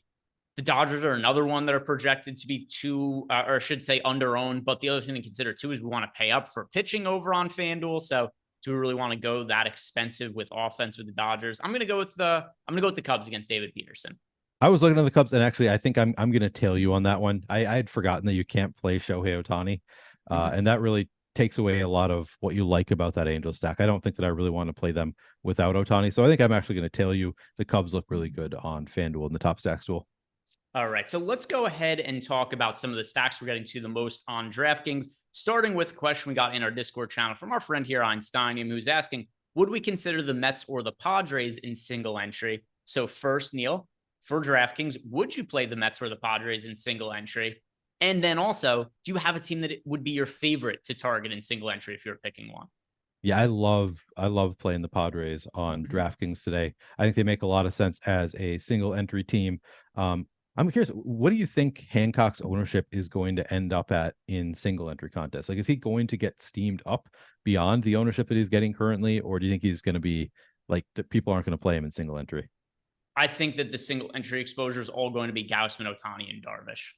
Okay, so you don't get the same leverage. I still like San Diego. What was the other team he was asking about? He was asking about the Mets or the Padres in single entry. The Mets or the Padres? Yeah, I think it's still think it's the Padres for me. How about you? I mean, my actual answer is going to be the Braves because that's who I'm playing in single entry today. I think the Braves over on DraftKings, you got them only 7% owned, 13% top stack. In single entry, actually, I'm more apt to play Hancock and just be on a totally different build than the field than to stack against him, at least for single entry, because I do think we're going to see the Braves go very low owned, and maybe I'll just be completely off on this. But I think in single entry contests, the Braves will be lower owned with everybody gravitating towards the expensive pitchers. Yeah, I like that answer too. Yeah, so that's what I'm going to be doing is playing the Braves, and I do have Hancock as one of my pitchers in single entry right now. I'm trying to figure out which one of my Brave stacks I want to play, but going to be a Brave stack that I go with in single entry, and going a little bit cheaper with one of my pitchers. And then as for the Mets or the Padres, I can tell you which team I have more exposure to right now between the two. Between the Mets and the Padres, I have more of the Padres. I have 7% Padres stacks. Yeah, I'm forcing in a lot of the Padres. I actually gave projection boost, which I don't often do for bats, but I really think the Padres are in an interesting spot here against a rookie pitcher getting some ownership. Yeah, I don't have any issue with that at all. But now let's talk about the Boston Red Sox and what we are doing with them, Neil, because we saw in our lineup generator, our tools love the Red Sox. They were popping up at 100% stackable at DraftKings and FanDuel, which, correct me if I'm wrong, is that the first time we've seen that happen the entire year that we've built lineups together? I feel like it may have happened earlier this week. I thought that we saw something weird in the stacks, and I thought it might have been 100%, but maybe it was something else. Definitely doesn't happen all that often. 100% of them on both sites. So yeah, I'm not stacking the Red Sox in single entry. I'm playing a bunch of them in large field tournaments. So this is a stack I have the most exposure to. After running 10,000 lineups through our sims, I did get to 40% of the Boston Red Sox as a stack. So this is my most rostered team. Not playing them in single entry because I think I'm going to be a lot higher owned there. The Braves are the team I'm playing in single entry. The Braves are also the team I get the second most exposure to overall as a stack. But Neil, what are you going to be doing with the Boston Red Sox, who are currently projected for 18% ownership as a team, but they're also fairly cheap? So 18% ownership for the Boston Red Sox. Where are you at relative to the field? Yeah, I'm coming in underweight to the field, which is like by force. Like I put a cap on my Red Sox exposure. I'm trying to play exploitatively today. So I'm getting to 10% of the Red Sox. I'm not like completely cutting them out of my lineups, but I am well underweight to the field on the Red Sox, just a little bit over half. And I think that makes sense. That's about where I want to be, coming in at 18% projected ownership, 15% chance to be in the top stack, and 12% chance to be in the top value stack. I'd rather, on a slate this size, I'd rather play teams that are not getting 18% ownership. So I'm coming in just over half the field on the Red Sox. Yeah. Hey, I'm doing what our data is telling me to do, which is play a bunch of the Red Sox. So they're 18% owned. I'm twice the field on the Boston Red Sox. Oh, wow. Okay. Getting a whole bunch of exposure. When I ran my lineups to the Sims, like I said, I got to 40% Boston Red Sox. So the ownership, I think, is warranted because of the price point. The prices are so cheap on this team that I get they're going to be really chalky. It's going to be hard to differentiate some of those lineups in large field tournaments. But the ways I am able to do it to some extent is at least mixing in, like a Jack Flaherty, some other guys around that price point and just, taking shots on some of those pitchers. But it's hard to feel great about any pitcher that isn't Darvish, that isn't Otani, that isn't going to be Gausman today. And that's what the field is doing, primarily playing those three. But I understand why. If you guys are playing cash games today, pretty easy build. Play 5 Red Sox and then play whoever fits between Darvish, Gausman, and Otani. Who is your most stacked team today then, Neil? So I'm trying to make it. I really am trying to take a big stand on the Padres. I think that they're just in a really interesting spot. Just like independently, they are in a really interesting spot here against the rookie Hancock, who doesn't he was fine as a prospect. Just looking at his minor league numbers, he's been okay, but he's certainly nothing special. And they're a really strong lineup in his first major league start. I think that So independently, I think that they are in a good spot. And then on top of that, Hancock is getting a little bit of ownership. So I really think that the Padres are interesting in this spot. And I think that they're going to end up being my highest exposed stack. I am getting to 10% of, it'll still be Atlanta. So Atlanta will remain my highest owned stack. I'm trying to push up San Diego to be about the same level as Boston. We've got Heflove has asked us, well, not really asked us, more of a statement here, but we're going to help him settle it because he says he's going back and forth between the Braves and the Orioles in single entry. I'm playing the Braves in single entry today, so it's hard for me to not recommend the Braves when you're in between those two teams. Neil, you said you're also getting to a lot of the Braves, so it stands to reason you probably have loved playing the Braves over the Orioles in single entry as well. Yeah, really, really like the Braves in basically every format today. Yep, I'm with you. Lots of Braves for me. I have just south of 20% ownership of the Braves. So the three teams I have the most exposure to, number one is the Red Sox, two is the Braves, three is the Chicago Cubs, who I shouted out before as a contrarian team that I really like getting to today, just because of some of the uncertainty with where David Peterson's at. I understand his numbers. He's had a lot of bad luck this year, and he's definitely going to have some sort of positive regression going forward. But I just don't know that he's going to pitch more than 3-4 innings. The Mets bullpen has been a disaster this year. So I like stacking against Peterson, especially when you consider the Mets on both, the going up against Peterson. Just not a lot of ownership there on DraftKings or FanDuel. 5% ownership for the Cubs on DraftKings, 3% right now on FanDuel. So I like being overweight to that mark. What is your favorite contrarian stack? Is there a team that's 5% or lower owned that outside of the Padres you like getting to? Yeah, outside of the Padres, yeah, it's tough because I can't play Otani in that Angel stack. He keeps standing out as one that I would like to play. Houston looks good in the top stacks tool. My concern is if Jack Flaherty has made adjustments, that's probably not accounted for in any kind of data at this point. Like we don't have enough of a sample size to account for any potential change that Jack Flaherty has made. So maybe that would bring down his Houston's top stack odds slightly, but currently their odds of being the top stack is almost double their projected ownership. So Houston does look pretty good at low ownership. San Francisco, I have my usual hangups.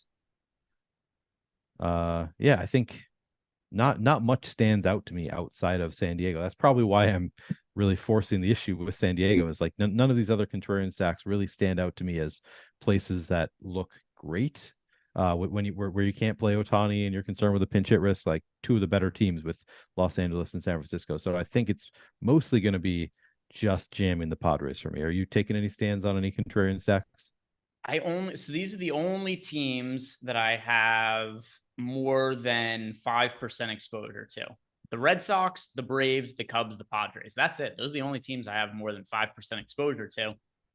The stand I'm really taking is on the Cubs. I guess the Padres to an extent when I have them in 6.7% of my lineups, and they are only projected for 2.7% ownership. So relative to that, I'm well overweight to the field. But yeah, I'm pretty condensed as far as what my ownership is at offense. And then if I start to look at some of my individual hitters, I'm getting to a ton of Red Sox, even in my lineups that are not Red Sox stacks. I still have guys like Cassis, Duran, Devers, all in around 40% of my lineups. Reese McGuire, by far my most roster catcher. He's in 30% of my lineups. So a lot of Red Sox exposure really across the board. And, it's not all that frequently I have this much of a chalky offense, but today is going to be one of those slates. A lot of chalk for me across the board today for baseball. I think a lot of it is pretty warranted. Anything else that is noticeable, that sticking out to you about your lineups, Neil, you want to bring up before we look at maybe some props for the day? We'll pull up the Pick'em tool and see what it is that's standing out for prize picks and underdog. Yeah, I will second what you said about getting to a lot of Red Sox as one-offs. Like even when I'm not fully stacking them, my four highest owned bats right now are Devers, Duran, Yoshida, and Casas, followed by then Albies and Acuna for the Braves. But it's interesting to me that my four highest owned bats are the Red Sox, even though I set a 10% cap on the Red Sox in stacks. They're just getting into my secondary stacks and one-offs. They just all project really well. All right, so let's go ahead and look at our Pick'em Pro tool, because while we are sponsored today by Sleeper, we should also note that if anybody's signing up for Sleeper, it stands to reason they probably have access to prize picks or to underdog, which we have projections for in our Pick'em Pro tool, which there's a link to sign up for it below in the description box. And don't forget, Sleeper has an over-under of 5.5 strikeouts today for Shohei Otani. Guys, go ahead and take advantage of that. Download the Sleeper app using the link we have below. When you make a deposit, use the promo code Stochastic1 for up to a $100 bonus on that deposit. And if we go ahead and look at some of the top projected plays over on DraftKings, on Prize Picks and over on Underdog, the number one prop that stands out here kind of funny because you can maybe middle this here. On Prize Picks, it's under 7.5 strikeouts for Shohei Otani, but on Sleeper, the number is 5.5. So if you go out, you play Otani over 5.5, under 7.5, you're going to win on either Prize Picks or Sleeper, and very good chance you win on both. Pretty wide margin between the two. Is there anything that stands out to you, whether it be on Prize Picks or on Underdog in our Pick'em tool? Yeah, I mean, that is our top bet of the day is the under, and obviously the over on 5.5 would be the top where it is available. So I like that call of just middling those on Otani. We have Jack Flaherty under 5.5 strikeouts. Again, though, I'm a little bit concerned that maybe who knows if he has made adjustments. So maybe that's not the first place that I would go. Maybe go to this Vlad under 1.5 total bases. You know, whenever the line is at 1.5, typically the under looks pretty good. I generally prefer to do strikeouts, which I don't know if that actually like the numbers are the numbers. So maybe I should just trust the win percentage rather than focusing on like it feels safer with pitchers and strikeout props as opposed to total bases. But ultimately, the odds are the odds, and I should just trust what the odds are saying. And that would be the under on 1.5 total bases for Vlad Guerrero, the under on half total base for Martin Maldonado. Those are our, some of our top bets of the day. How about you? Anything else? The Otani is the number one overall projected prop for us on Prize Picks. If we go ahead and look at Underdog, I'm going to say, what looks good here? That's different. I'm going to say under 5.5 strikeouts for Max Fried, just because of the fact that we have him projected for 5.1. He only threw the 72 pitches in the last start. Not exactly sure how deep he's going to work into the game. And even Max Fried, when he has been one of the best pitchers in baseball, he's done it by inducing a lot of ground balls. It's not like he's ever been a killer strikeout pitcher. So I don't mind under 5.5 strikeouts for Max Fried. Like I said, we got him projected for 5.1, and there is some uncertainty there with his pitch count. So give me under 5.5 strikeouts for Max Fried. And now, Neil, it is time for the dong of the day. So, Neil, hit me with a hot dong pick. Who's going to go yard today? All right. I'm going to hit you with the hottest of hot dong picks. There we go. That's all I ask for. Yeah. In 1/2 of a second, I'm running my process as I always do. Gonna find you the goods here. All right. I've got my pick ready to go. Oh, you do have it. Do you want to give yours first? Yeah, I'm going to go with Tristan Casas today. He's my most rostered hitter on the slate. He's going to be popular, but still, I don't feel like this is a too far out of bounds hot dong pick because, Tristan Casas, not somebody who necessarily always comes to everybody's mind when we go home runs. And last night, my home run pick, Neil, it hit in a hurry because I had Ronald Acuna to hit a homer yesterday. That's right. And he did it on the second pitch of the entire game. So, try to keep the hot streak going. Tristan Casas to homer today. By the way, in YouTube chat, Jake Swales is going with Matt Chapman, Barnaby O'Toole as Francisco Alvarez, Nicholas Robertson, Matt Olson. I feel like Nicholas Robertson picks Matt Olson fairly frequently. Devin Neiman has got Freddie Fermin and Massey both homering. Arcathelza's got Ozuna. Sotek's going with Juan Soto. How about yourself, Neil? What have you landed on there? Oh, I love it because I'm just going to go with the top of my model, which is Aaron Judge, 35.5% chance of hitting a home run tonight. All right. Nicholas Robertson says that his was Seager. I'm saying Matt Olson there. All right. He's changing. He's going with Seager. Corey Seager, he says there. All right. It's a good one, too. The Rangers aren't on the slate today. Oh, yeah. They were on the early slate. Did he homer earlier? I didn't play the early one. Let's see. I don't know. Did he homer earlier? If he did, I'm just going to give Nicholas the win. Yeah, I mean that's a good good process. They lost 2-0, so he definitely didn't homer. Oh no, that's bad process. You don't want to take the guy who already did not homer. Yeah, and just to follow up here, we've got a couple more home run picks. We got Louis going with Ian Happ, and then we've got Chris Williams. He's going with Gunnar Henderson. And then we got Andrew Black saying Gleyber Torres. So that is going to do it for us today, guys. If you have not already done it, do us a big favor. Like the video. Subscribe to the YouTube channel. Thank you guys very much for watching. Good luck with all your lineups. We'll be back here tomorrow to break down Thursday's slate.